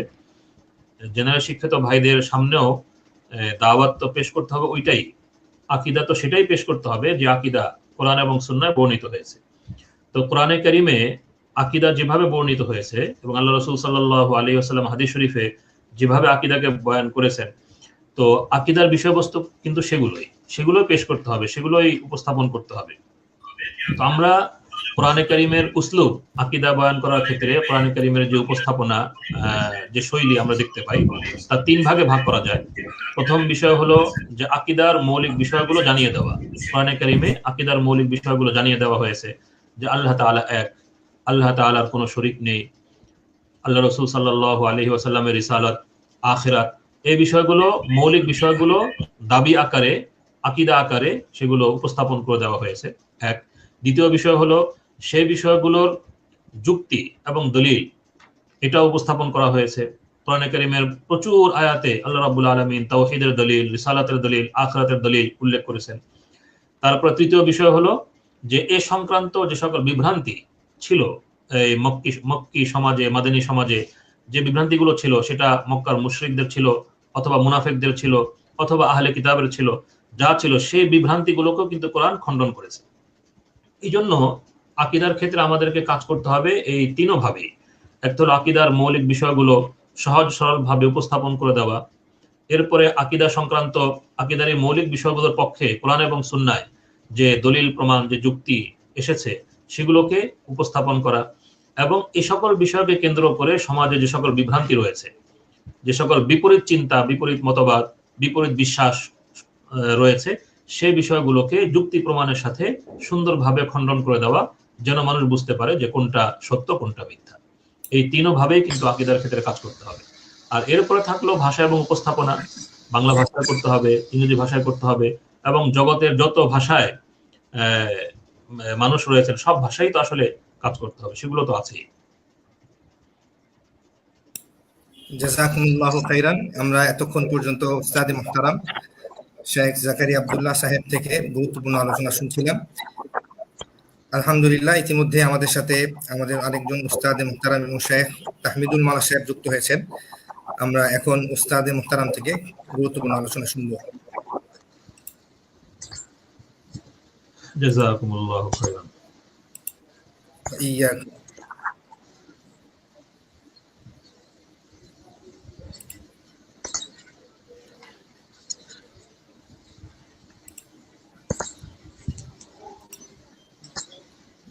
আমি আমাদের শাইখকে আমি অনুরোধ করছি আজকের আলোচনা শুরু করার জন্য।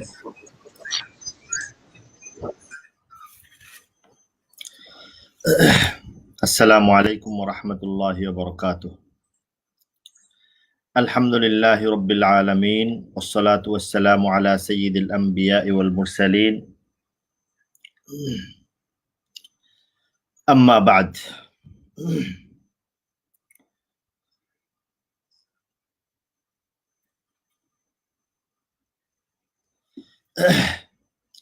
আজকের আল মুআসসাসাতুল ইলমিয়ার মাসিক অনলাইন মুহাজারার আজকের এই প্রথম উদ্বোধনী দিনে অনলাইনে দ্বীনি দাওয়াহ, সতর্কতা ও দায়িত্বশীলতা, একটি অত্যন্ত গুরুত্ববহ জরুরি একটি বিষয় আজকে নির্বাচন করা হয়েছে, এবং এর জন্য আলহামদুলিল্লাহ আমরা উপযুক্ত একজন বরেণ্য ব্যক্তিত্বকে আমরা পেয়েছিলাম। তার আলোচনা আমরা শুনেছি, কিন্তু সময় স্বল্পতার দরুন অনেক বিষয়ই অবশিষ্ট রয়ে গেছে। আমি আশা করব দ্বীনি দাওয়াত বিষয়ে সামনের যখন আবার এ বিষয় বা এ ধরনের মুহাদারা আয়োজন হয়, তখন এই অপূর্ণ বা অবশিষ্ট অংশগুলো, বিষয়গুলো সামনে নিয়ে আশা করি তার আলোচনা আমরা পরবর্তীতে শুনবো ইনশাআল্লাহ। আমি আজকে সাথে আসলে আমাকে এখানে যুক্ত করা হয়েছে হযরত মাওলানা জাকারিয়া আব্দুল্লাহ সাহেব দামাত বারাকাতুহুম। তার সাথে তার আলোচনার পরে বা এই সাথে সংশ্লিষ্ট থাকা বা আমার কথা বলার মতো উপযুক্ততা আমার মাঝে নেই। তারপরও আমাকে যেহেতু এখানে আমাকে এর মধ্যে অন্তর্ভুক্ত করা হয়েছে, আমি প্রথম কথাটা আজকে শুরু করছি। আমাদের মুহাদারার শিরোনামের মধ্যে আছে সতর্কতা ও দায়িত্বশীলতা। দ্বীনি দাওয়াত বিষয়ে কিছু কথা আমরা শুনেছি, এবং দায়ীর বৈশিষ্ট্য কি হবে এ বিষয়েও কথা শুনেছি। এখন আমরা যে বিষয়গুলো ওখান থেকে আমি শোনার পর এখান থেকে আমি যে সবক বা শিক্ষাটা পেয়েছি সেটি আমি আগে প্রথমে বলতে চাই। সেটি হলো, আমরা যারা ইন্টারনেট, অনলাইন, তারপরে এর যতগুলো মাধ্যম আছে, বিশেষ করে ফেসবুক, ইউটিউব ব্যবহার করি, আমরা আসলে এখানে কেন ব্যবহার করি, কেন এতে অন্তর্ভুক্ত, এর সাথে আমরা যুক্ত হই? এর কিছু কারণ, কেনর তো কিছু উত্তর আছে। আমরা এর কিছু কারণেই হয়ে থাকি। এর মধ্যে একটা অংশ থাকে ব্যক্তিগত প্রয়োজনে আমরা অনলাইনের সাথে যুক্ত হই। দ্বিতীয়ত আছে কোনো বিষয়ে জানার জন্য, জ্ঞানের প্রয়োজনে বা ইলমের প্রয়োজনে, এজন্য আমরা অনলাইনে যুক্ত হই, অনলাইনের বিভিন্ন মাধ্যমে। তৃতীয়, মুমিন মুসলমানদের জন্য আরেকটা বড় কারণ হলো দ্বীনি দাওয়াতের উদ্দেশ্যে অনলাইনের বিভিন্ন কাজের সাথে যুক্ত হওয়া। এছাড়া আরো কিছু কারণ আছে, যেমন একটা কারণ আছে বিনোদন, আমরা যেটা খুব স্বাভাবিকভাবে মানুষ করে বিনোদনের জন্য। সংক্ষেপে আমরা অনেকে এভাবে বলে টাইম পাস করার জন্য কিছু সময়। আর ভালো উদ্দেশ্যের মধ্যে আরেকটা উদ্দেশ্য আছে, যেমন সচেতনতা, কাল, যুগ, অবস্থা সম্পর্কে অবগতি লাভ করার জন্য, এটি একটু ভালো উদ্দেশ্য। কিন্তু শুধু বিনোদন এবং শুধু সময় টাইম পাস করার জন্য অনলাইনের সাথে যুক্ত হওয়া, এটা তো নিতান্তই অর্থহীন কাজ, এটা ব্যাখ্যা করার অবকাশ রাখে না। এটা ছাড়া বা এর মধ্যেও সামান্য কিছু যদি যুক্ত, এর কিছু রাখাও যায়। এছাড়া আর যতগুলো উদ্দেশ্য এখানে বলা হয়েছে, এর মধ্যে সবচেয়ে গুরুত্বপূর্ণ উদ্দেশ্য সেটি হলো দ্বীনি দাওয়াতের কাজে অনলাইনের সাথে যুক্ত হওয়া। আমি যদি বিনোদনের জন্য যুক্ত হই, আমি যদি কথার কথা ধরে নিলাম টাইম পাস করার জন্য যুক্ত হই, আমি যদি নিজস্ব ব্যক্তিগত কোনো প্রয়োজনেও যুক্ত হই, আমি যদি এই প্রয়োজনের পাশাপাশি আমার কাজটাকে আমি আমার এই সময়টার সাথে যদি দ্বীনি ইসলামী দাওয়ার কোনো একটা কাজে যদি আমি সাথে অংশগ্রহণ করতে পারি, সরাসরি যদি আমি একটি অংশ বা একটা সাপোর্টার, এটা সহযোগী যদি আমি হয়ে যেতে পারি, তাহলে আমার জন্য এটা বড় একটা সৌভাগ্যের বিষয় যে আমি আমার কাজের ফাঁকে ফাঁকে সাথেই, আমি যেহেতু এখানে যুক্ত হবই, ফেসবুক বলুন, ইউটিউব বলুন, অনলাইনে যে কোনো কাজে যেহেতু যুক্ত হয়েছি বা হবই, সুতরাং আমার এই যুক্ত হওয়াটা যেন অর্থবোধক, দুনিয়া এবং আখেরাতের মহা কল্যাণের সঙ্গী হয়ে যায়। এটা শুধু যদি আমি দ্বীনি দাওয়াতের মানসিকতাটা, নিয়তটা, ইচ্ছাটা আমি পোষণ করি, তাহলে কিন্তু আমার অনেক যে সংযুক্তি বা এর মধ্যে অন্তর্ভুক্তিতা, এটা আমার জন্য অনেক বড় কল্যাণকর হয়ে যাবে। এই জন্য আমি বিশেষ করে যত শ্রেণীর অনলাইন ব্যবহারকারী আমরা আছি, যে শ্রেণীরই হই না কেন, আমি সাধারণ একজন মানুষ, আমি তালেবে ইলম বা দ্বীন ইলমের শিক্ষার্থী, শিক্ষানবিশ, বা দ্বীন সম্পর্কে আমার ভালো ধারণা আছে এমন সাধারণ মানুষ, অথবা এমন এতটুকু পড়াশোনা করেছি যতটুকু পড়াশোনা করলে মানুষ আমাদেরকে আলেম বলে বা আলেম মনে করা হয়, যে শ্রেণীর হই না কেন, আমার যে কোনো কাজে অনলাইনে যুক্ত যখন হতেই হয়েছে বা আমি হয়েছি, আমি আজকে থেকে এই শিক্ষাটা এখান থেকে নিব, বা সামনে এই প্রতিজ্ঞাটা যদি আমরা করি, আমার এই অংশগ্রহণটা পুরোটাই যেন আগাগোড়া দ্বীনি দাওয়াতের সাথে আমি কিভাবে সম্পৃক্ত হতে পারি, আমার কাজটা, আমার যতক্ষণ অনলাইনের সাথে যুক্ত থাকা, এর কিছু অংশ যেন দ্বীনি দাওয়াতের সহযোগী হয়ে যায়। এই পণ এবং এই প্রতিশ্রুতি যদি আমরা করতে পারি, তাহলে আমাদের এই অনলাইনটা একদিকে ব্যাপক অর্থবোধক এবং মুফিদ, কল্যাণকর হয়ে যাবে। আমি অনুরোধ করব, আহ্বান করব, বিশেষ করে যারা দ্বীন ইসলাম ইমানের প্রতি দুর্বলতা, আগ্রহ, মোহাব্বত রাখেন, ইসলামকে যারা ভালোবাসেন, তাদের যে কোনো উদ্দেশ্যে অনলাইনে যুক্ত হওয়া হোক, তার সাথে তার মতো করে তার অবস্থান থেকে দ্বীন ইসলাম, দ্বীনি দাওয়াতের অন্তত সমর্থক বা সাপোর্টার হয়েও যদি তিনি অংশগ্রহণ করতে পারেন বা থাকেন, এটা যেন তার মধ্যে থাকে। এটা আমরা আজকের এখান থেকে শিক্ষাও এবং এর ফায়দা, সোয়াব, ফজিলতের বিষয় তো আছেই, সাথে সাথে এটা আমরা এখান থেকে প্রতিশ্রুতিও আমরা গ্রহণ করতে পারি। এটা হলো হযরত মাওলানা জাকারিয়া আব্দুল্লাহ সাহেব দামাত বারাকাতুহুমের আলোচনার থেকে আমরা উৎসাহিত হয়ে একটি বিষয় এখান থেকে আমরা এটা আজকে এই প্রতিশ্রুতি বা আমরা এখান থেকে একটি বিষয় নিতে পারি। দ্বিতীয় কথা হলো ইন্টারনেট বা অনলাইন, বিশেষ করে ফেসবুক এবং ইউটিউব যে দুইটা বহুল ব্যবহৃত, এই দুইটা সম্পর্কে আমাদের বক্তব্যের আগেই, আমরা কিছু বলার আগেই, বিশেষ করে যারা এগুলো আবিষ্কার করছেন, যারা ব্যবহার করছেন, যারা প্রচার করছেন, যারা এটা, তারাই কিন্তু ইতিমধ্যে এই বিষয়ে ব্যাপক আলোচনা তৈরি হয়ে গেছে, সৃষ্টি হয়ে গেছে, যে এগুলো মানুষের জন্য কত ভয়াবহ পরিণতি অনেক সময় ডেকে আনে, কত ধরনের ক্ষতি, মানে খতর আখতার, কত ধরনের মুসিবতের মধ্যে লুকিয়ে আছে। অনেক আগের থেকে এই ধরনের শুরু হয়ে গেছে। আমরা পত্র পত্রিকায়, অনলাইনে বিভিন্ন সময় এই বিষয়গুলো দেখি, আলোচনা শুনি। আজকেও দেখলাম, আমার কাছে অনেকগুলো, এর মধ্যে একটা শিরোনাম আমি শোনাই, ভোরের কাগজ পত্রিকায় কিছুদিন আগে, বেশ কিছুদিন আগেই একটি শিরোনাম দেখলাম আমি, সেখানে ছিল একথা যে প্রতিদিন একদিন যদি একজন 2 ঘন্টার বেশি ফেসবুকে সময় কাটায়, এটি মানুষের আত্মহত্যার প্রবণতা বাড়িয়ে দেয়। একটা ছোট্ট বিষয়, একবার প্রথম আলোতে 2010 সালের একটি পত্রিকায়, আমার কাছে আছে সংরক্ষিত কপিটি, সেখানে একটা শিরোনাম এরকম বড় লেখা এরকম ছিল, সম্পাদকীয় পাতার লেখা, যেখানে ছিল সামাজিক যোগাযোগ মাধ্যম আমাদেরকে অসামাজিক বানিয়ে দিচ্ছে। তো এই ধরনের একটা দুইটা শিরোনাম আমি বললাম, অনেক আছে যেখানে তারা গুনে গুনে গুনে গুনে ডজন ডজন ক্ষতি এবং ভয়াবহ ক্ষতির দিক নিয়ে আলোচনা করছেন। এর মধ্যে ব্যাপকভাবে মানুষের ব্যক্তি জীবন, সামাজিক জীবন, পারিবারিক জীবন, জাগতিক জীবন, দেশ ও জাতি, রাষ্ট্র, সমাজ, সবকিছু নিয়ে আমরা দেখি মাঝে মধ্যে সরকার দেখে, যখন এগুলোর কারণে কোনো সরকার মনে করে এটাকে ক্ষতিকর, তখন সরকার এগুলোকে বন্ধ করে দিতে চায়। এই ধরনের আরো অনেক বিষয় আছে। এটা হলো তাদের কথা, তারা এগুলো নিয়ে এইভাবে আলোচনা পর্যালোচনা করছেন। আমরা যখন একজন মানুষ, তার জীবনের সবচেয়ে দামি সম্পদ হলো ঈমান ও ইসলাম, তারা এই ধরনের অনলাইনের সাথে নিজের, ইন্টারনেট, অনলাইন, ফেসবুক, ইউটিউব, এগুলোর সাথে নিজের সম্পৃক্তিটা, এর সাথে নিজেকে যুক্ত করে রাখাটাকে কিভাবে বিবেচনা করবে, কিভাবে মূল্যায়ন করবে, কিভাবে দেখবে, এই বিষয়ে যদি আমরা কথা বলতে চাই, আলোচনা করতে চাই, তাহলে অনেক বিষয় বের হয়ে আসে।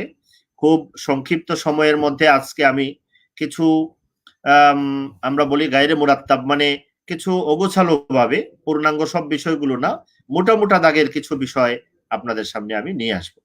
প্রথম কথা হলো, অনলাইনের সাথে আমাদের, ইন্টারনেট, বিশেষ করে ফেসবুক এবং ইউটিউবের সাথে আমরা যখন সম্পৃক্ত হই, বা আমাদের যে সম্পৃক্তিটা আছে, এই সম্পৃক্তির মধ্যে কতগুলো ক্ষতির আশঙ্কা থাকে। আমি যেহেতু এর মধ্যে যুক্ত হতে হচ্ছে বাধ্য হয়ে, কারো কাজের খাতিরে, কারো চাকরির খাতিরে, কারো নিজস্ব প্রয়োজনের জন্য, কোনো না কোনো ভাবে হতে হচ্ছে, এবং সামনে হয়তো এটা আরো বেশি অপরিহার্য হয়ে যাবে। তো সামনে হয়তো এটা আরো বেশি অপরিহার্য হয়ে যাবে। তো এইভাবে যখন আমি হতে হচ্ছে, তখন আমাকে কি করতে হবে? খুব স্বাভাবিক বিষয়, আমি যেন এর ক্ষতি থেকে বেঁচে, নিজেকে সেভ রেখে, নিজেকে নিরাপদ রেখে, এর থেকে যতটুকু বেশি পারি আমি উপকৃত হতে পারি, আমার নিজের জন্য, দিন, ঈমান, ইসলাম এবং মুসলিম দেশ ও জাতির জন্য কতটুকু উপকার আমি নিয়ে আসতে পারি। এটা খুব স্বাভাবিক বিষয়। যেখানে ক্ষতি আছে, সেখানে আমাকে ক্ষতি থেকে বেঁচে এর কল্যাণটা কিভাবে আমি অর্জন করতে পারি, এটা আমার সবচেয়ে বড় মুখ্য বিষয় থাকে।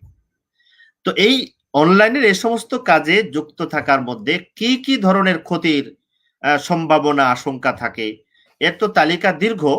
আমরা যেভাবে খুঁজি, 1 নম্বর হলো, প্রথম কথা, অনলাইনের সাথে, ইন্টারনেট, ফেসবুক, ইউটিউবের সাথে সংযুক্ত থাকার পরে একজন মুমিনের সবচেয়ে ভয়াবহ যে ক্ষতির আশঙ্কা থাকে, সেটি হলো তার ঈমান হেফাজতের বিষয়।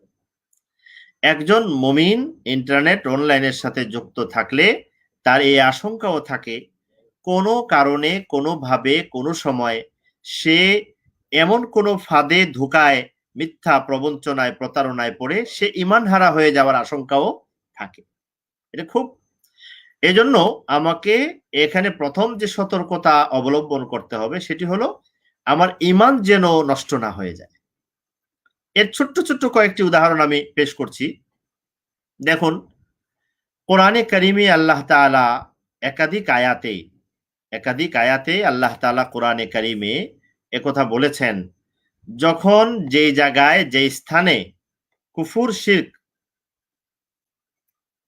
যে জায়গায় যে স্থানে কুফুর শিরকের আলোচনা হয়, সূরাতুন নিসায় আছে, সূরাতুল আনআমে আছে, আল্লাহকে আল্লাহর রসুল ইত্যাদি নিয়ে উপহাস হয়, ঠাট্টা হয়, বিদ্রূপ হয়, এমন যদি কোথাও হয়, আল্লাহর বিধান হলো তখন তুমি ওই জায়গা থেকে তুমি চলে আসো, এখান থেকে বিমুখ হয়ে যাও।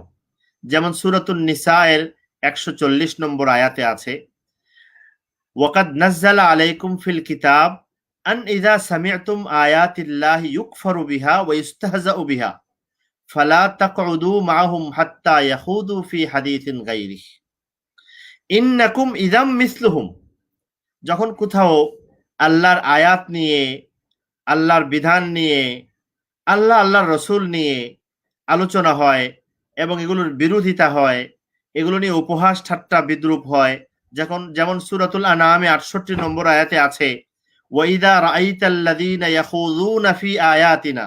যখন এমন হয়, আল্লাহ বলেছেন তাদের সাথে বসো না, তুমি তাদের দিক কথা শুনো না। বসো না, শোনার অর্থ হলো এদেরগুলো দেখো না, এদেরগুলো পড়ো না, এখান থেকে তুমি চলে আসো। ইন্নাকুম ইযাম মিসলুহুম, তুমি যদি বসেও তাদের কথা শুনতে থাকো, নীরব হয়ে থাকো, তোমার যদি এর প্রতিবাদ করার অথবা এর এর এর এর একে একে নির্মূল করার অথবা একে বাধা দেওয়ার বা এটার প্রতি উত্তর দেওয়ার সামর্থ্য যোগ্যতা তোমার না থাকে, তাহলে তো অবশ্যই তাহলে তুমি ওখান থেকে সরে আসো, চলে আসো। ইন্নাকুম ইযাম মিসলুহুম, যদি তারপরও নীরবে তাদের কাছে বসে বসে শুনতে থাকো, তাদেরটা দেখতে থাকো, পড়তে থাকো, তাহলে তুমি কিন্তু তাদের মতো গণ্য হয়ে যাবে। এটা হলো একটা ভয়ের বিষয়। আল্লাহ তারপরে কি বলেছেন, সূরাতুল আনআমে একথাও বলেছেন, যদি ওয়াইম্মা ইউনাসিয়ান্নাকা শাইতান, শয়তান যদি তোমাকে ভুলিয়েও দেয়, ফালা তাকউদ বাদা যিকরা মাআল কওমিজ জালিমিন, এরা জালেম, এদের সাথে স্মরণ হওয়ার পরে তুমি বসবে না। তো অনলাইন যখন আমি ফেসবুক যখন চর্চা করি, ইউটিউব যখন দেখি, আজকাল নাস্তিকদের অনেক কুফরি কথা, শিরকি কথা, আল্লাহ বিরোধী কথা, বেঈমানদের কত কিছু ভরপুর ফেসবুকে, ইন্টারনেটে। একদম সাধারণ থেকে সাধারণ মানুষরা, ছাত্র, শিক্ষানবিশ, যাদের এলম এবং জ্ঞানের পরিপক্কতা নাই, যাদের উপলব্ধি পরিপক্ক হয়নি, যারা প্রতিরোধ করার, প্রতি উত্তর দেওয়ার যোগ্যতা যাদের হয়নি, তাদের মতো লোকরা এগুলো পড়ছে, দিব্যি পড়ছে, দেখছে, শুনছে। এগুলো কিন্তু ভয়াবহভাবে আল্লাহর কালামে, কোরআনে কারিমে এগুলো নিষেধ করেছে। এর অর্থ কিন্তু এটা নয় যে তাহলে এগুলোর জবাব দিতে হবে না, উত্তর দিতে হবে না, আমি শুনে চলে আসব, তাহলে এগুলো জবাব দিবে কে, উত্তর দিবে কে? মনে রাখবেন, জবাবও দিতে হবে, উত্তরও দিতে হবে, সব করতে হবে, কিন্তু জবাব দেওয়ার যিনি উপযুক্ত সে দেবে, সে পড়বে। আগে তার নিজস্ব নিরাপত্তা, সিকিউরিটি নিশ্চিত করে তারপর সে পড়বে। পরিপক্কতা অর্জনের পর পড়বে, তার নিজস্ব নিরাপত্তা অর্জনের পর পড়বে। যেমন আমরা দেখুন, এখন করোনার ভাইরাসের কারণে, করোনার ভয়ে যারা মানুষকে বলে তোমরা যাবা না করোনা রোগীর কাছে, তাহলে তাকে চিকিৎসা দিতে হবে না? হবে। তখন একজন চিকিৎসক নিজের নিরাপত্তা নিশ্চিত করে, তার মতো করে নিশ্চিত করে, নিজেকে ওইভাবে প্রস্তুত করে তারপর সে যায়। তো ঠিক ওই রকম, যেখানে কুফুর শিরকির বিস্তার এবং ঈমান বিধ্বংসী কথাবার্তার বিস্তার ঘটে, ব্যাপক আলোচনা পর্যালোচনা হয়, আল্লাহ, কোরআন, ইসলাম নিয়ে কটাক্ষ হতে থাকে, নাস্তিকদের বয়ান, বিবরণ, আলোচনা, পর্যালোচনা এগুলো হয়, এগুলো চর্চা হয়। আল্লাহর কোরআনের বিধান হলো তুমি এগুলো শুনবে না, তুমি এগুলো এখানে বসবে না, এর কাছে থাকবে না, তুমি একে নীরবে সাপোর্ট করে যাবে না। যে এগুলোকে নির্মূল করতে পারে, এগুলোকে প্রতিহত করতে পারে, এগুলোর প্রতি উত্তর দিতে পারে, এগুলোকে তাদেরকে নিশ্চুপ নির্বাক করে দিতে পারে, ওইরকম যোগ্যতা, সামর্থ্য ব্যক্তিবান যারা, তাদের দায়িত্ব হলো এগুলোর প্রতি উত্তর, সমুচিত জবাব দেওয়া। কিন্তু তুমি যখন সাধারণ মানুষ, তুমি যখন ছাত্র, তুমি যখন শিক্ষানবিশ, তোমাকে আগে তোমার ইমানের হেফাজত করতে হবে। এজন্য সাবধান, তুমি ওখানে যাবা না, তুমি ওখান থেকে সরে চলে আসবে।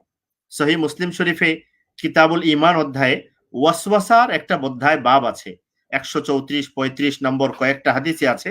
রাসূলুল্লাহ সাল্লাল্লাহু আলাইহি ওয়াসাল্লাম ওখানে কিন্তু খুব স্পষ্ট ভাষায় এই শিক্ষাটা দিয়েছেন এবং এটা বলেছেন, শয়তান মানুষের কাছে আসে, এসে তাকে ধোঁকা দেয়, কিছু প্রশ্ন অবান্তর মিথ্যা বানানো কিছু সংশয় প্রশ্ন তৈরি করে দেয়। কি করে? ওই প্রশ্নগুলো তৈরি করে তাকে জিজ্ঞেস করে, কোনো সময় ভালো প্রশ্নই করে, গাছকে বানিয়েছে, আকাশকে বানিয়েছে, পাহাড়কে বানিয়েছে, জিজ্ঞেস করতে করতে হঠাৎ তাকে প্রশ্নের ফাঁকে হঠাৎ জিজ্ঞেস করে বলে, ফামান খালাকাল্লাহ, আচ্ছা বলো এত কিছু এ বানিয়েছে, আল্লাহকে কে বানিয়েছে বলো? একজন মানুষ যখন তার ঈমান পরিপক্কতা থাকে না, ইলমের পরিপক্কতা থাকে না, জ্ঞানের পরিপক্কতা থাকে না, সে যখন এই ধরনের ধোঁকার সম্পর্কে অবগত থাকে না, শয়তানের ধোঁকা কিভাবে প্রতিহত করতে হয় এটা যখন জানে না, তখন সে হঠাৎ করে অনেকগুলো প্রশ্নের উত্তর দিতে দিতে তালে থাকে। হঠাৎ যখন এই প্রশ্ন হয় আল্লাহকে কে বানালো, তখন সে কিন্তু থতমত খেয়ে যায়। দেখুন, আল্লাহকে কে বানালো এই প্রশ্নেরও কোরআনে উত্তর আছে, আল্লাহ কোরআনেই দিয়ে রেখেছেন, কুল হুয়াল্লাহু আহাদ আল্লাহুস সামাদ লাম ইয়ালিদ ওয়া লাম ইউলাদ ওয়া লাম ইয়াকুল লাহু কুফুয়ান আহাদ। আরো অনেক উত্তর তো আছে, অনেক বিষয় এখানে আছে, কিন্তু যেহেতু আমি নবীন, আমার জ্ঞানের স্বল্পতা, আমার অপরিপক্কতা আছে, এজন্য তাদের প্রতি আল্লাহর রাসূলের নির্দেশ হলো ফালইয়াতাআওয়ায বিল্লাহ ওয়াল ইয়ানতাহি, সহিহ মুসলিম শরীফের হাদিস। তখন তুমি উত্তর দিতে যাবা না, তুমি তার সাথে কথা বলবা না, তুমি তার সাথে কমেন্ট চালাচালি করবা না, তুমি তার সাথে প্রতিরক্ষার জন্য উত্তর দেওয়ার জন্য যাওয়ার দরকার নেই। তুমি আউযু বিল্লাহ বলো, এখানে বিরত হয়ে যাও, তুমি এখান থেকে সরে চলে আসো, তোমার নিরাপত্তা আগে নিশ্চিত করো। কেন তাকে নিষেধ করা হয়েছে? একটা হলো সে অপরিপক্ক, সে এখনো যোদ্ধা হতে পারেনি, তার জ্ঞানের যোদ্ধা হতে পারেনি এই জন্য। আর আরেকটি হলো যে এর প্রশ্নের উত্তর আছে, কিন্তু অনেক প্রশ্ন হলো আসলে প্রশ্নই ঠিক নয়, প্রশ্নটাই ভুল। প্রশ্নটা যখন ভুল হয় তখন প্রশ্নের উত্তর থাকে না, উত্তর থাকে তোমার প্রশ্ন ঠিক করো তারপর আমি উত্তর দেব। কিন্তু এটা তো এই ধোঁকার প্রশ্ন, অনেকে বোঝার সুযোগ থাকে না। দেখুন, নাস্তিকদের যত প্রশ্নের ছড়াছড়ি ইন্টারনেটে, অনলাইনে বিভিন্ন রকমের, এই প্রশ্নগুলোর একটা মৌলিক বিষয় হলো অধিকাংশ প্রশ্নগুলো হলো ভিত্তিহীন, প্রশ্নগুলোরই উত্তর নেই, উত্তর দেওয়ার মতো প্রশ্নই না। প্রশ্ন যদি এমন হয় যে প্রশ্নটাই ভুল, তো তার উত্তর কি হবে? উল্টা তাকে প্রশ্নের ভুল ধরিয়ে দিতে হবে। যদি যুক্তি থেকে ওই প্রশ্নের ভুল মানে, তাহলে তার সাথে কথা চলতে পারে, না মানলে সে কথার উপযুক্ত না। কিন্তু সাধারণ মানুষ তো এটা আলোচনা বুঝার যোগ্যতা ক্ষমতা রাখে না। এই জন্য দেখুন, এই একটা বিষয় নাস্তিকদের, বেঈমানদের, ইসলাম দুশ্মনদের সব সময় ঈমান কুফর নিয়ে অনলাইনে ব্যাপক কথাবার্তা চলে। আমি আফসোস করি, আমি দেখি মাদ্রাসার ছাত্র, নবীন, সাধারণ মানুষরা তাদের বিভিন্ন লেখায়, বিভিন্ন আলোচনায় কমেন্ট করে, তাকে প্রশ্ন উত্তর দেয়, প্রশ্ন করে, বা তাদেরগুলো দেখে লক্ষ লক্ষ ভিউ হয়ে যায়। কেন? দেখুন, এদের এগুলো শোনা, আমি বলি না শুনবে না, উত্তর দেবে না, উত্তর দেবে, শুনবে, যারা তার উপযুক্ত হয়েছে তারা, এই শ্রেণী তৈরি করতে হবে, তারা করবে। আর আমরা যারা সাধারণ মানুষ, আমি যারা সাধারণ দর্শক, আমি যিনি অনলাইন ব্যবহার করছি নিজস্ব প্রয়োজনে, চাকরির প্রয়োজনে, আমার কিন্তু এখানে অংশগ্রহণটা কিন্তু আল্লাহ বলে নিষেধ করে দিয়েছেন। কেন নিষেধ করে দিয়ে এই প্রশ্নের উত্তর নাই তা না, নিষেধ করে দিয়েছেন আমি এটার উপযুক্ত নই। এই নিষেধাজ্ঞাটা কেউ মানছে না, অনেক মানুষ মানছে না, অনেক কৌতূহল বশত শুনছে।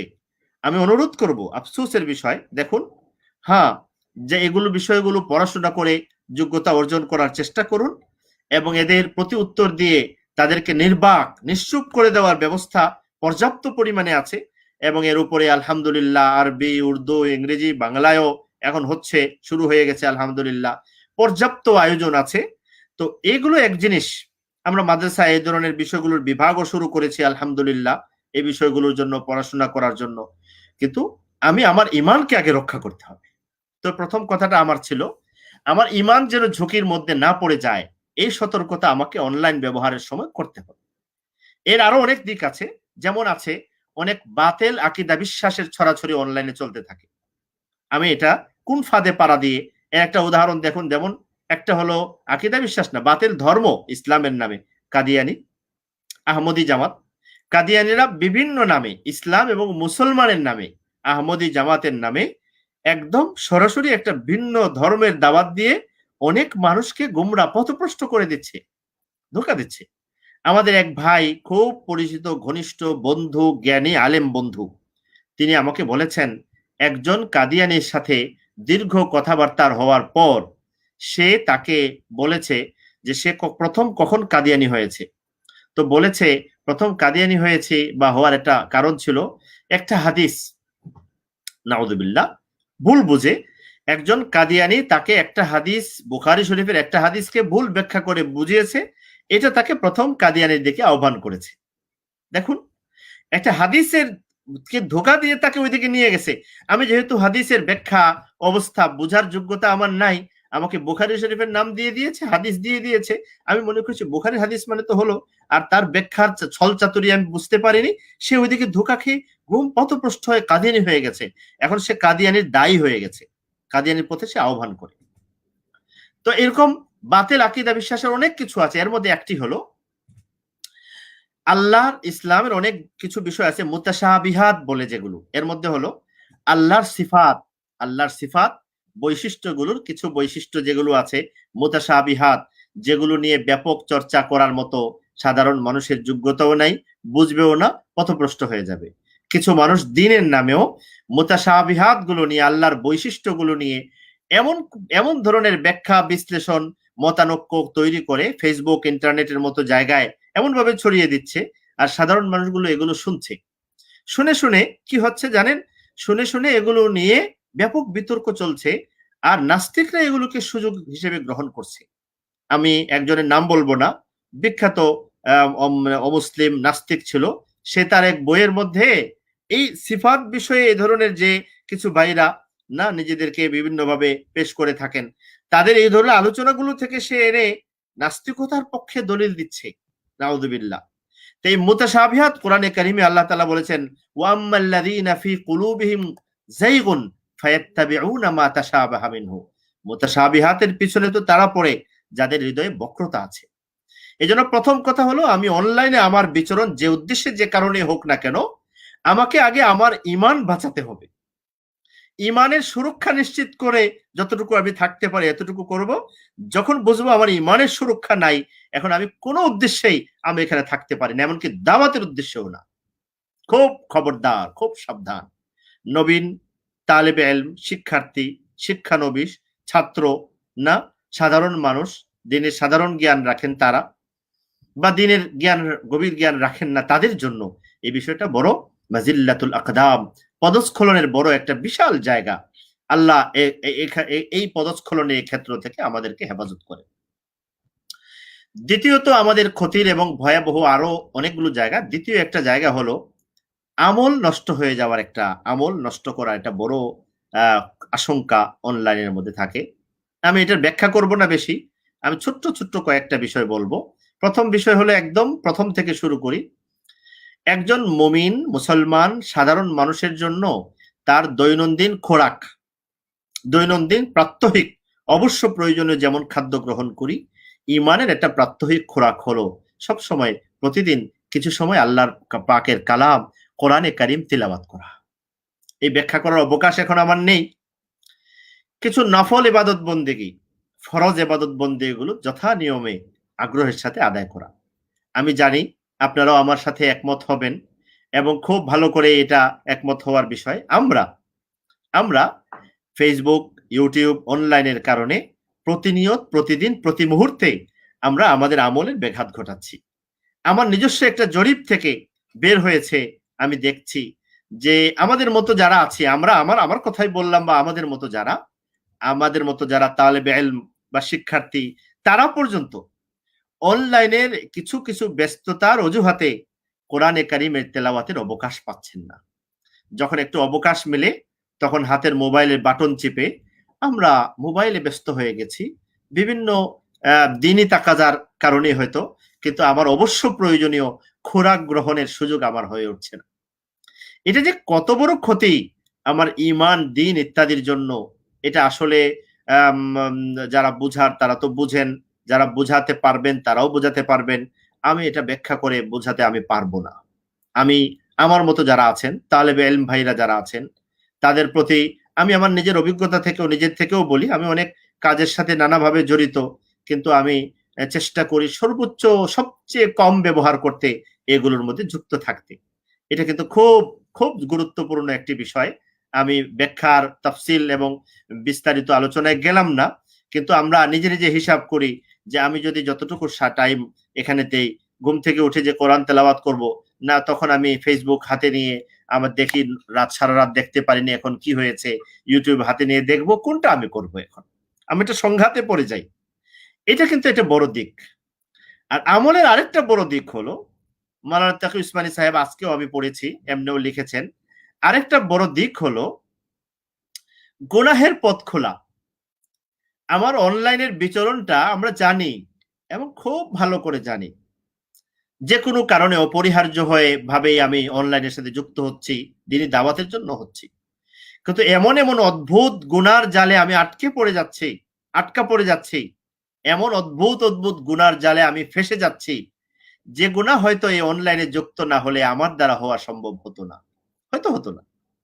আমরা জানি একবারে ছোট্ট থেকে শুরু করে যদি জানি নজর, দৃষ্টির হেফাজত করা, নাজায়েজ নাপাক বেপর্দা জিনিস দেখা, যেগুলো বেপরদেগি অশ্লীলতা বা বেপর্দা নারী মূর্তি চেহারা, এগুলো যে ধারাগুলো আমরা এক সময় এই জীবন আমরা পার করেছি, মাদ্রাসা বা দিনী পরিবেশে, ইমাম মসজিদ, আমরা যে পরিবেশে থাকতাম, এই পরিবেশে বেপরদেগি আমাদের জন্য খুব কঠিন ছিল।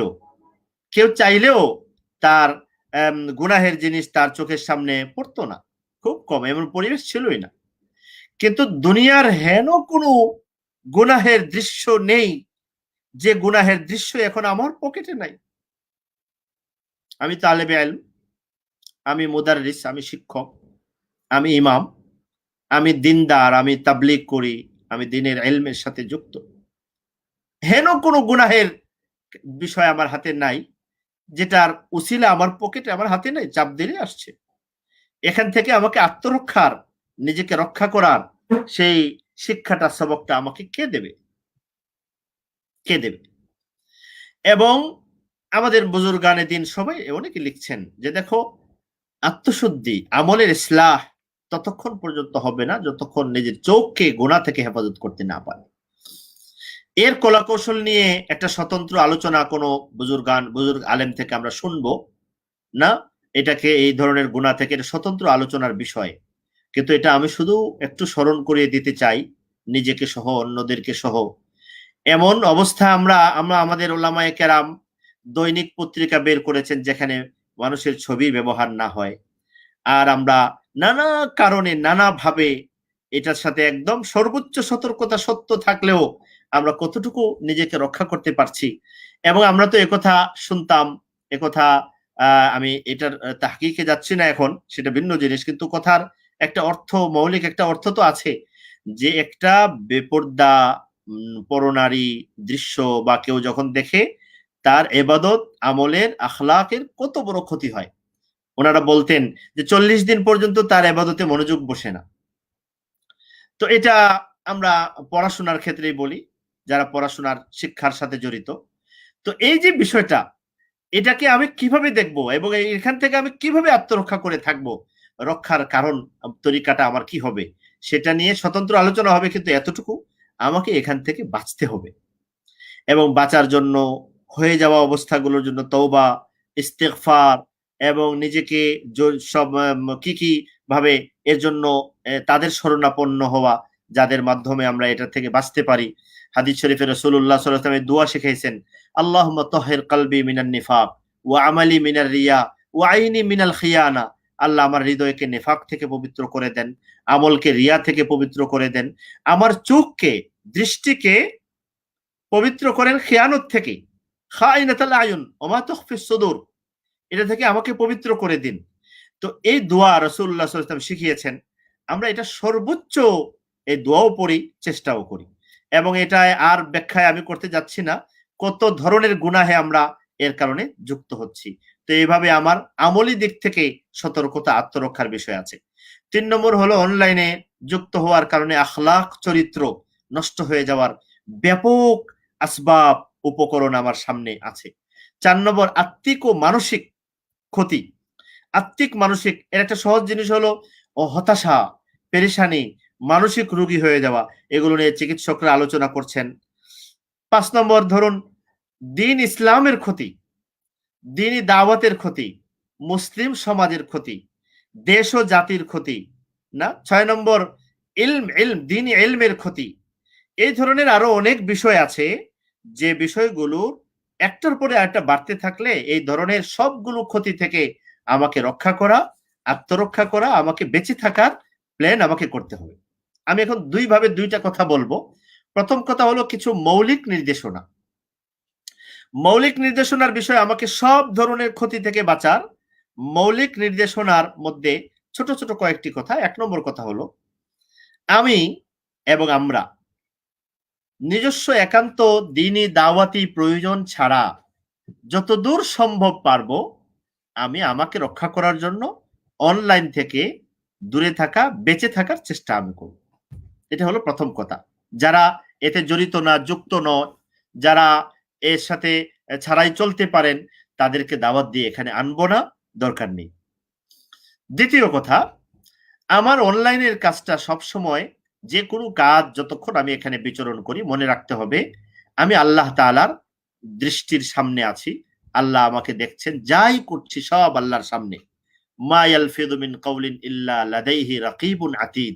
সবকিছু আমার লেখা হচ্ছে, দেখা হচ্ছে, সব হিসাব হচ্ছে। আমি যতক্ষণ এখানে বিচরণ করি ততক্ষণ আমার মনের মধ্যে এটা মনে রাখতে হবে।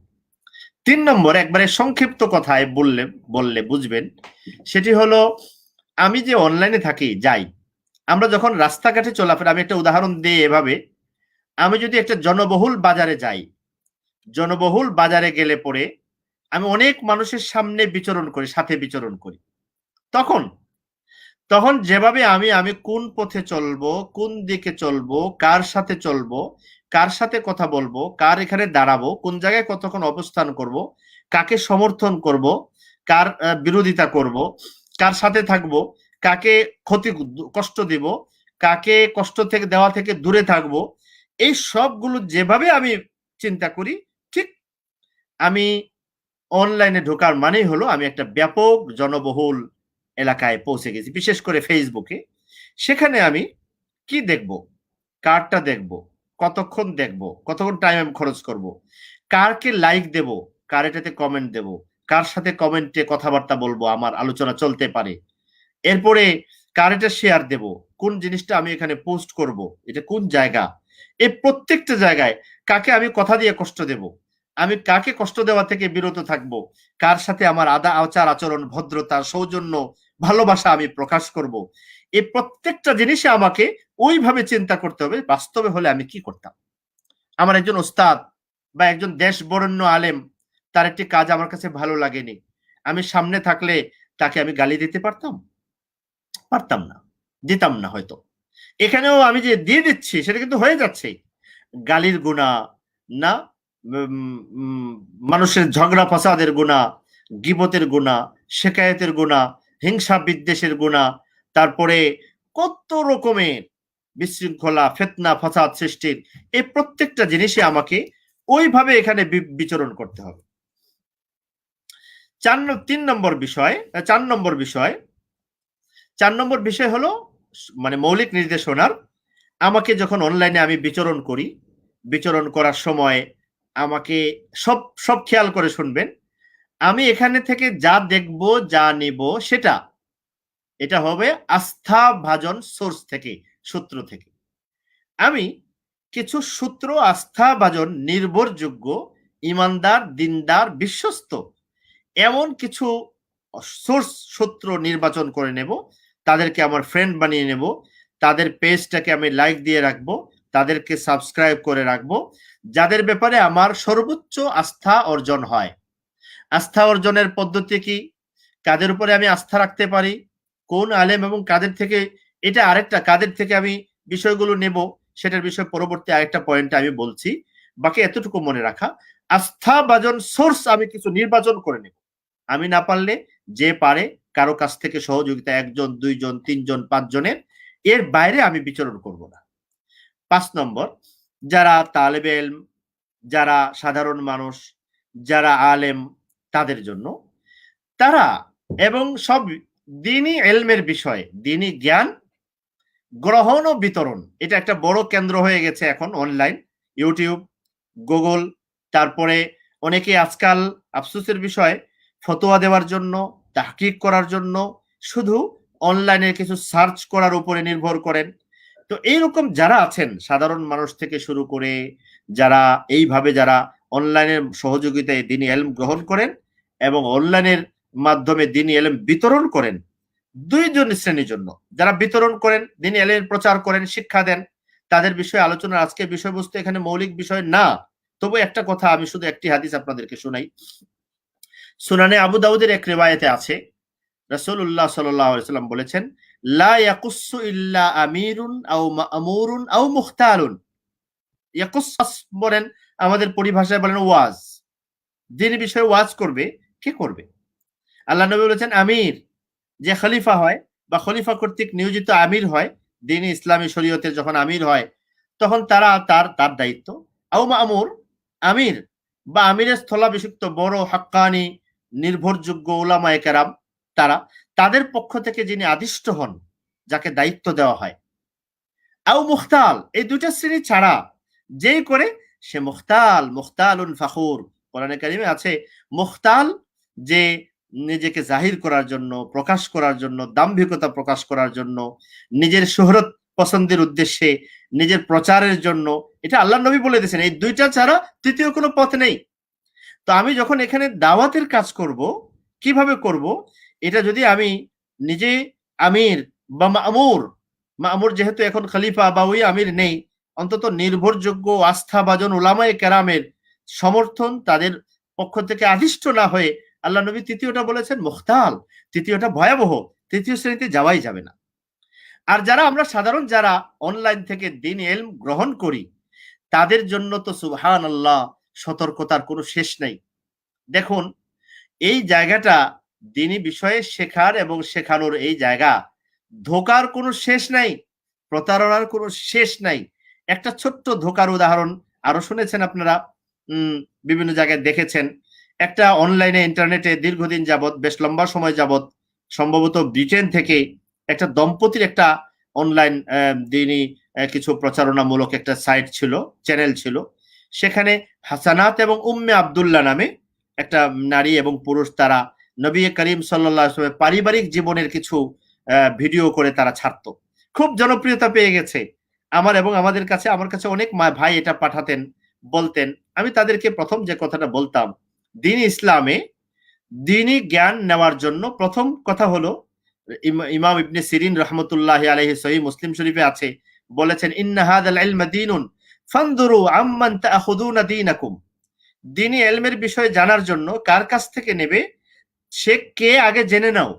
সে দ্বীনি জ্ঞান অর্জন করার মতো, বিতরণের মতো আস্থাভাজন উপযুক্ত যোগ্য ব্যক্তি কি না, এই সার্টিফাই তার প্রতি আছে কিনা, এটা জেনে তার কাছ থেকে নাও। দ্বিতীয় কথা, মাজহুল, যে অপরিচিত, সহিহ মুসলিম শরীফের ভূমিকার মধ্যে আছে। মাজহুল এবং অপরিচিত ব্যক্তি যার সম্পর্কে আমি নির্ভরযোগ্য তথ্যের মাধ্যমে তিনি নির্ভরযোগ্য কি না সেটা সরাসরি দেখার সুযোগ হয় নাই, হঠাৎ করে উদয় হয়েছে। সহিহ মুসলিম শরীফে আছে রিওয়ায়াত যে কিছু শয়তান জিনরা সাগর থেকে উঠে আসবে, সাগরে বন্দী আছে, উঠে আসবে এবং তারা এসে কোরআন হাদিস বলতে থাকবে। তো এই যারা অপরিচিত, তাদের থেকে দ্বীনি ইলম নেওয়া যাবে না। এটাও ইসলামের মৌলিক একটা দিক, মৌলিক জিনিস, যার ব্যাপারে আস্থা না হয়। এজন্য আমি বলি, অনলাইনে যখন আমি যাব, তখন আগে অফলাইনে, অর্থাৎ আমি অন্য সূত্রে, সোর্সের মাধ্যমে যখন কারো ব্যাপারে পূর্ণ আস্থার সম্মতি, স্বীকৃতি না পাই, ততক্ষণ পর্যন্ত তার কাছ থেকে আমি দ্বীনি ইলমের কোনো বিষয় নেওয়ার আমার দরকার নেই।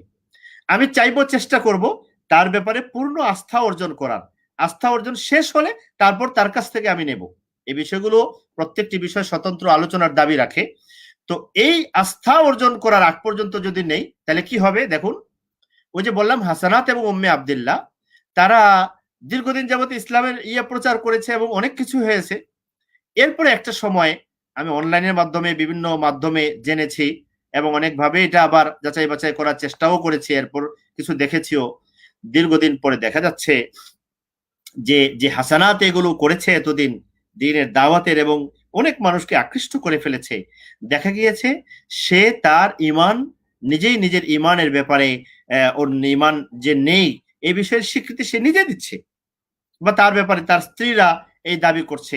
এরকম অনেক দাবি উঠে এসেছে।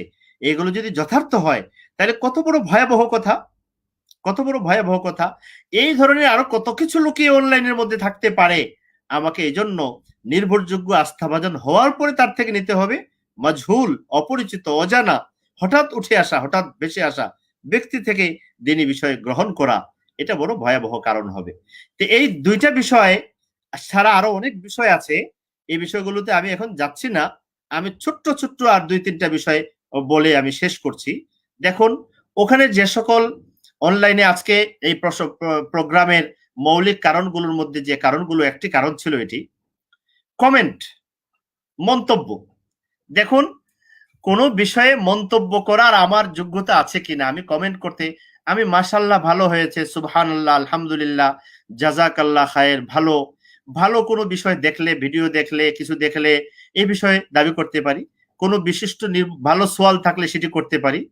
কিন্তু যখন কমেন্ট এবং কমেন্টে বিরোধ, না, এটা যখন শুরু হয়, ইন্না লিল্লাহি ওয়া ইন্না ইলাইহি রাজিউন, মাথায় পাগড়ি, টুপি, আলেম, তালেব এলেম পরিচয়ধারী, তাদের মুখে এমন এমন বিশ্রী গালি, সাধারণ মানুষ এমন বিশ্রী কথাবার্তা এগুলো থাকে, এটা সবচেয়ে বড় ভয়াবহ জিনিস।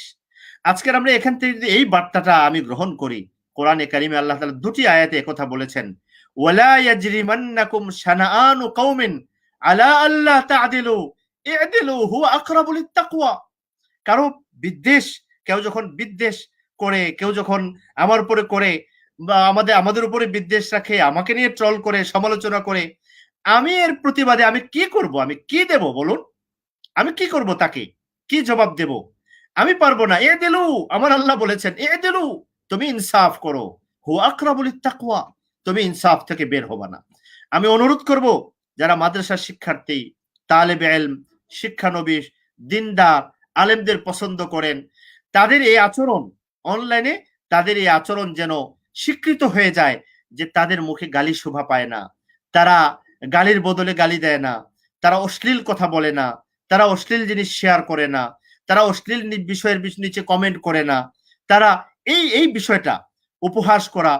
কোরআনে কারিমে আল্লাহ কি বলেছেন, না, লা ইয়াসখার কওমুম মিন কওমিন আসা আইয়াকুনু খায়রাম মিনহুম, না, ওয়ালা তালমিজু আনফুসাকুম ওয়ালা তানাবাজু বিল আলকাব, না, উপহাস করা, বিদ্রূপ করা, এই যে চরিত্রটা সাধারণ মানুষের, বাজে বা নাফরমান গুনাহগার মানুষদের, বাজে শ্রেণীর লোকদের, এই চরিত্রটা আমরা কেন এখানে নিয়ে এসেছি? এটাকে পরিষ্কার হয়ে যেতে হবে এটা থেকে। এটা আমাদের আজকের পণ, আজকের আমাদের প্রতিশ্রুতি, এখান থেকে আজকে আমাদের শিক্ষা। অন্তত আমরা যারা একসাথে চলি, একসাথে থাকি নিজেদের মধ্যে, আমরা দুশ্মনকেও গালি দেব না, জবাব দেব, উত্তর দেব, গালি দেব না। আমি দাওয়াত তাসলিমি ইতিবাচক ভাবে দাওয়াতের কাজ করব, আমি প্রতিরক্ষা করব। কেউ দাওয়াতের বিরোধিতা করলে আমি প্রতি উত্তর দেব, জবাব দেব, আমি গালি দেব না, আমি গালি দেব না। লা ইয়াজরিমান্নাকুম শানাআনু কওমিন আলা আল্লাহ তা'দিলু ই'দিলু ই'দিলু হু আকরাবু লিত-তাকওয়া। এটাকে পণ করে নিতে হবে। এ বিষয়েও মানে কোরআন হাদিসের কত কথা এখানে আছে। রাসূলুল্লাহ সাল্লাল্লাহু আলাইহি ওয়াসাল্লাম বলেছেন, এগুলোর বলার, ব্যাখ্যা করার এখন অবকাশ আর নাই। আর ছোট্ট 2টা কথা বাকি রয়ে গেছে। একটি হলো নারী, দুটি বিষয়। একটা হলো মেয়েরা অনলাইনে, ফেসবুকে, ইউটিউবে কিভাবে অংশগ্রহণ করতে পারে, এটিও মনে হয় আমাদের একটা স্বতন্ত্র বিষয়বস্তু হতে পারে মেয়েদের। কিন্তু আমি আজকে ছেলে পুরুষ তাদেরকে বলছি এবং মেয়েদেরকেও বলছি। হাদিস শরীফে আছে, যখন কোনো বেপর্দা নারী এবং পুরুষ দুজন যখন একত্রিত হয়, দুজন যখন লা ইয়াখলুওয়ান্না রাজুলুন বিইমরাতিন, তখন তাদের সাথে একজন শয়তান থাকে। এটা যখন তারা এমনি একত্র হয়, দেখুন, যখন অনলাইন এবং ইন্টারনেটে মেসেঞ্জার, হোয়াটসঅ্যাপ, ইমো, এই ধরনের অনেক প্রোগ্রাম এখন আমাদের পকেটে আছে, আমরা যখন এগুলো ব্যবহার করি, তখন এই ক্ষেত্রে যখন কোনো নারীর সাথে আমার যোগাযোগ হয়, ভালো নিয়তে হোক, নেক নিয়তে হোক, মাসালার জন্য হোক, যেভাবে হয়, তখন কিন্তু এটা কিন্তু কি হয়ে যায়, এটা কিন্তু এক ধরনের খালওয়াত, একাগ্রতা, নীরবতা। আমি এখানে সতর্ক থাকি, আমি এখানে পাক থাকি, আমি এটাকে কিভাবে এটাকে এড়িয়ে চলতে পারি সেটা থাকি। আমি এটাকে জনসম্মুখে আমি একজন বুজুর্গের একটা ছোট্ট ঘটনা শোনাই। একজন বুজুর্গ মানুষ, উনি বয়স্ক প্রবীণ মানুষ হয়ে গেছেন। উনি অনেক সময় নারী পুরুষ স্বামী স্ত্রী দুজনের মধ্যে বিভিন্ন ঝগড়াঝাটির সমাধান করার জন্য যাইতে হয় তাকে, বা কথা বলতে হয়। তো তার একটা তরিকা আমি দেখেছিও কিছু অংশ, যে তিনি যখন কোনো নারীর সাথে কথা বলতে হয় বলেন, তখন তার সাথে তার স্ত্রী বা কোনো নারী বা প্রকাশ্যে যারা আছে লাউড স্পিকার দিয়ে সম্মুখে একসাথে রেখে তাদেরকে এই কাজটা করতে বলে। তো আমি যদি কথার কথা কোনো নারীর সাথে কোনো মাসালা নিয়ে কখনো কথা বলতেই হয় বাধ্য, তখন আমি কাজ করব, আমার স্ত্রীর সাথে তাকে করিয়ে দেব, অথবা তার সামনে লাউড স্পিকার দিয়ে তার সামনে আমি কথা বলবো। একাকিত্বে আমি যাব না, আমি আমাকে রক্ষা করার জন্য। এটা একটা বড় বিষয়। এবং এখানে যখন সম্পর্ক হয়, কোরআনে কারিমে আল্লাহ বলেছেন যে ফালা তাখদা'না বিল কাউল, যদি যোগাযোগ হয় তখন তাদের সাথে পরস্পরের সৌহার্দ্যপূর্ণ যে ভাব বিনিময়ের কথা, এমনকি ভালো কথাগুলো, খুব শুকরিয়া, খুব কৃতজ্ঞতা জানানো, এগুলো কিন্তু মানুষের মধ্যে অনেক ধরনের পরিবর্তন আনে, এটা থেকে বেঁচে থাকা। আর বাকি অনলাইন নারী পুরুষের এক কথায় সোজা কথায়, আমরা নারী পুরুষের এই মিশ্রণটায় আমরা যারা দিনদার, আমি আমাকে হেফাজত করব, আপনারা খুব ভালো করে বোঝেন কেন করতে হবে এটা করব। শেষ কথা যেটা, সেটি হলো ইসলামের এবং দ্বীন ইলম এবং দ্বীনের একটা বড় শিক্ষা হলো ইফশা ও সিরকে, গোপন কথা, জরুরি কথা বাইরে প্রকাশ না করা। এটা রাসূলুল্লাহ সাল্লাল্লাহু আলাইহি ওয়াসাল্লাম কত বড় শিক্ষা। যে জিনিস যেখানে বলা উচিত নয় ওখানে ওটা না বলা। রাসূলুল্লাহ সাল্লাল্লাহু আলাইহি ওয়াসাল্লাম এমন ছিলেন, সুবহানাল্লাহ, হাদিস শরীফে আছে, যখন এক জায়গায় যাইতেন, কোন যুদ্ধের জন্য যাইতেন কাফেলা নিয়ে সাহাবীদেরকে, ওয়াররা বিগাইরিহা, ইদা আরাদা গাজওয়া কওমিন ওয়াররা বিগাইরিহা, কারো সাথে যখন প্রতিপক্ষের সাথে যুদ্ধে যাবেন, তখন যখন প্রস্তুতি করার জন্য, গ্রহণ করার জন্য আগে ঘোষণা করতে হতো, তখন নবী করিম সাল্লাল্লাহু আলাইহি ওয়াসাল্লাম তাওরিয়া করতেন। ধরুন কথার কথা আমি উদাহরণ হিসেবে বলি, মক্কা বিজয়ের জন্য যাবেন, মক্কায় আক্রমণ করবেন, তো বলতেছেন মক্কা তো একদিকে, বলতেছেন খাইবরের ইহুদিরা বেশি বাড়াবাড়ি করছে, তোমরা প্রস্তুতি গ্রহণ করো। সবাই মনে করবে এবারের অভিযান বুঝি খাইবারের দিকে হবে, কিন্তু যেদিন অভিযান সেদিন মক্কার দিকে হলো। এটা হলো একটা উদাহরণ না? এবং এর তো কত কথা, আমানতের কথা, ইন্না লিল্লাহ। আমরা হয়েছে কি, আমাদের ঘরের কথা, ভিতরের কথা, পেটের কথা, ইলমের কথা, উলামাদের কথা, খাওয়াজদের কথা, ছবি, সূত্র, যত কিছু আছে, আমরা এমন ফেসবুকের মতো এমন একটা জায়গা এখানে এনে শেয়ার করে দেই, যে জায়গাটা দুনিয়ার হেন কোনো প্রতিপক্ষ, শত্রু, ভালো মন্দ মানুষ নেই যা তার সামনে নেই। ইন্না লিল্লাহি ওয়া ইন্না ইলাইহি রাজিউন। এই কথাটা আমি কিভাবে বোঝাবো যে কোন কথাটা আমি পেশ করব, কোনটা পোস্টটা আমি করব, কোনটা আমি জানাবো আর কোনটা আমি জানাবো না। আল্লাহ যদি এটার জন্য ধরেন, দেখুন হাতিব ইবনে আবি বালতা মক্কার অভিযানের সময় তিনি যখন সংবাদ পাঠায়া দিয়েছেন, একটা বিশেষ উদ্দেশ্যে পাঠিয়ে দিচ্ছিলেন, এই গোপন কথাটা প্রকাশ করে দেবেন, মক্কায় পাঠিয়ে দিচ্ছিলেন, তখন রাসূলুল্লাহ সাল্লাল্লাহু আলাইহি ওয়াসাল্লাম তাকে ধরে আনছেন। আলী রাদিয়াল্লাহু গিয়ে ধরে নিয়ে আসছেন। কিভাবে আনছেন এটাও হাদিসে আছে, কত কঠোর ভাবে ধরে আনার পরে আল্লাহর নবী এত রাগ হয়েছেন, তুমি আমাদের এই গোপন কথাটাকে প্রকাশ করে দিয়েছো, এত রাগ হয়েছেন। এটা দেখে হযরত ওমর রাদিয়াল্লাহু আনহু বুঝেছেন, আল্লাহর নবীর রাগ দেখে বুঝেছেন কি, ওমর বলেন, ইয়া রাসূলুল্লাহ, দেন আমি তাকে হত্যা করে ফেলি। মনে হয়েছে তাকে হত্যা করলে নবীর রাগ প্রশমিত হবে। এখন বুঝুন, আপনি যখন দ্বীন ইসলামের, উলামায়ে কেরামদের, ইলমের, মুসলমানদের কোনো রাজ, কোনো সির, কোনো রহস্য আপনি অনলাইনে ফেসবুকে প্রকাশ করে দেন, আপনার প্রতি কিন্তু ওমরের এই তলোয়ার আছে, আপনার প্রতি কিছু রাসূলের এই ক্রোধ আছে। এই যে ক্রোধ নিয়ে যদি আল্লাহর নবী কিয়ামতের দিন আপনাকে ধরেন যে তুমি আমার উম্মতের এই গোপন রহস্য, এই সিরটা তুমি প্রকাশ করে দিয়েছিলে, তোমাকে আমার এই জবাব দিতে হবে, তখন কিন্তু পুরা উম্মতের বিপক্ষে দাঁড়ায়া আপনি এই জবাব দিতে পারবেন না। সব শেষ হয়ে যাবে, জীবনের সব অর্জন দিয়েও শেষ হয়ে যাবে। ইয়াউমাইদিন ইয়াফতাদি বিবানিহি, যেমন কোরআনে আল্লাহ বলেছেন, সবকিছু দিয়েও শেষ করা যাবে না। এই জন্য সব কথার শেষ কথা হলো, আমি অনলাইনে আমার বিচরণগুলো হবে আমাকে আত্মরক্ষা করে, আমাকে বাঁচানোর জন্য, আমি যতটুকু বাঁচতে পারি এটা আমার সামনে এটা করে তারপর আমাকে বাঁচতে হবে। আমার চোখ বাঁচবে, কান বাঁচবে, হাত বাঁচবে, মুখ বাঁচবে। এরপরে আমি আমার কথাটা বলে শেষ করছি। আমি অনলাইনে বিভিন্ন কাজের সাথে নানান সময় জড়িত হতে হয়, কিন্তু আমি আলহামদুলিল্লাহ আমি নিজেকে রক্ষা করার জন্যই আমি আমার মোবাইলে ফেসবুকের অ্যাপই ব্যবহার করি না। কখনো বিশেষ প্রয়োজন যখন হয় তখন ব্যবহার করে আবার ওটা ফেলে দেই, এবং কেউ কোনো সময় কোনো লিঙ্ক জরুরি পাঠালে এটা দেখে আবার বন্ধ করে দেই। কেন?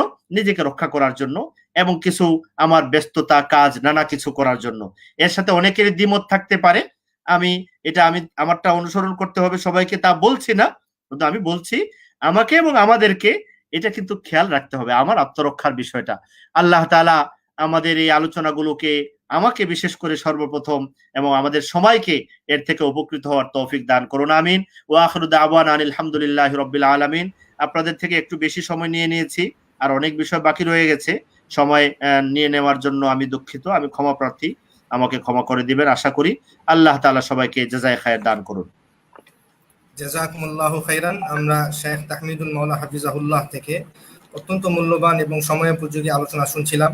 আমরা দেখেছি শেখ আলোচনার গুরুত্ব বোঝাতে গিয়ে শেখের চোখ থেকে অশ্রু ঝরেছে, এবং তিনি কতটা কল্যাণকামী হয়ে এবং কতটা ব্যথা নিয়ে আজকের আলোচনা করেছেন।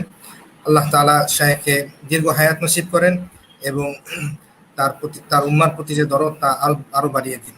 জাযাকুমুল্লাহু খাইরান। আমি শেখের কাছে অনুমতি চাচ্ছি, একটি বিষয়ে আমি প্রশ্ন করা যাবে কিনা। জি করুন।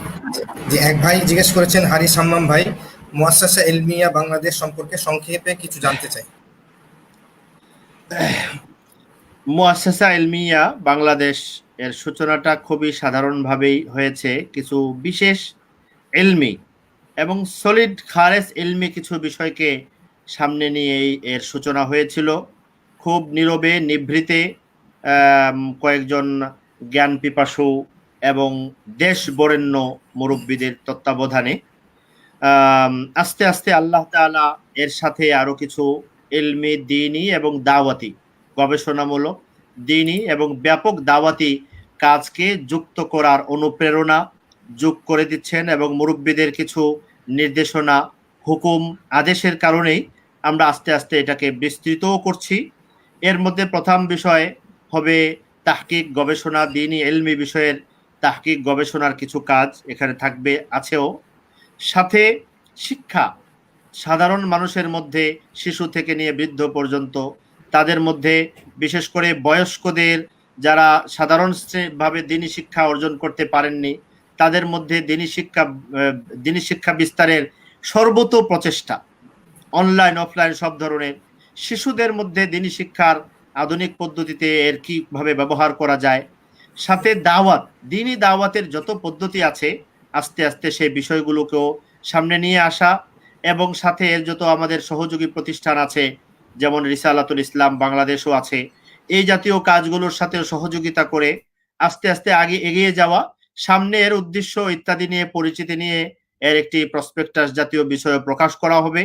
এর ব্যাপক উদ্দেশ্য সম্পর্কে ব্যাখ্যাও আসবে। আপনার সাথে থাকলে ইনশাল্লাহ সামনে সব বিষয়গুলো পেয়ে যাবেন। আল্লাহ তাআলা উপযুক্ত লোকের ব্যবস্থা করে দেন, সহযোগীর ব্যবস্থা করে দেন, সামনে এগিয়ে যাওয়ার তৌফিক আল্লাহ তাআলা আমাদেরকে দান করেন, এবং সর্বোপরি ইখলাস আমাদেরকে দান করেন। যেটার কথা ওখানেও বলা দরকার, অনলাইন কাজের জন্য সবচেয়ে বেশি জরুরি যেটি, সেটি হলো ইখলাস, নিরবচ্ছিন্নতা, একমাত্র আল্লাহর জন্য করা, যেটা সবচেয়ে বড় কঠিন জিনিস। শোহরত পছন্দি বা নিজের ক্ষমতা বা পরিচিতির লিপ্সা, যেটাকে উলামায়ে কেরাম সবচেয়ে বড় ভয়াবহ দিক বলে উল্লেখ করেছেন, ওখান থেকে বেঁচে কাজ করার মতো কিছু লোকের ব্যবস্থা আল্লাহ তাআলা করে দেন। আমাকেও এর মধ্যে নিজেদেরকে পরিপূর্ণ হেফাজতে রেখে করার তৌফিক দেন। আপনাদের সর্বত সহযোগিতা আমরা কামনা করছি, আমাদের মুরব্বীরাও কামনা করছেন। ইনশাআল্লাহ সামনে এর বিস্তারিত বিবরণ আপনারা পেয়ে যাবেন। আল্লাহ তাআলা কবুল করেন, তৌফিক দান করেন। জাযাকুমুল্লাহু খাইরান। আমাদের নির্ধারিত সময় শেষ হয়ে গেছে আগেই। তো আমি শাইখকে অনুরোধ করব মজলিস সমাপ্তির দোয়া করে আজকের মজলিস শেষ করে দেওয়ার জন্য। জাযাকুমুল্লাহু খাইরান। জাযাকুমুল্লাহু খায়রান। যারা দেখছেন এবং সামনে দেখবেন, যারা এর প্রচারণার, পরিচালনা এবং বিভিন্ন কাজে নিয়োজিত ছিলেন, যারা যে ধরনের সহযোগিতা করেছেন, যারা এর সমর্থন, সাপোর্ট করছেন, যারা একে মহব্বত করছেন, এবং এই ধরনের দিনই মৌলিক দিনই দাওয়াতি কাজগুলোকে যারা মোহাব্বত করছেন সবাইকে আল্লাহ তাআলা উত্তম উত্তম থেকে উত্তম বিনিময় দান করেন এবং তাদেরকে অনলাইনের যত কল্যাণ আছে দান করেন, আমাদের সবাইকে এবং সমস্ত অকল্যাণ থেকে হেফাজত করেন। সুবহানাকাল্লাহুম্মা ওয়া বিহামদিকা আশহাদু আল্লা ইলাহা ইল্লা আনতা আস্তাগফিরুকা ওয়া আতুবু ইলাইক ওয়ালা হাওলা ওয়ালা কুওয়াতা ইল্লা বিল্লাহ। আসসালামু আলাইকুম ওয়া রাহমাতুল্লাহি ওয়া বারাকাতুহু। ওয়ালাইকুম আসসালাম ওয়া রাহমাতুল্লাহি ওয়া বারাকাতুহু। সময়ের যদি আলোচনা শুনছিলাম, আমরা দেখেছি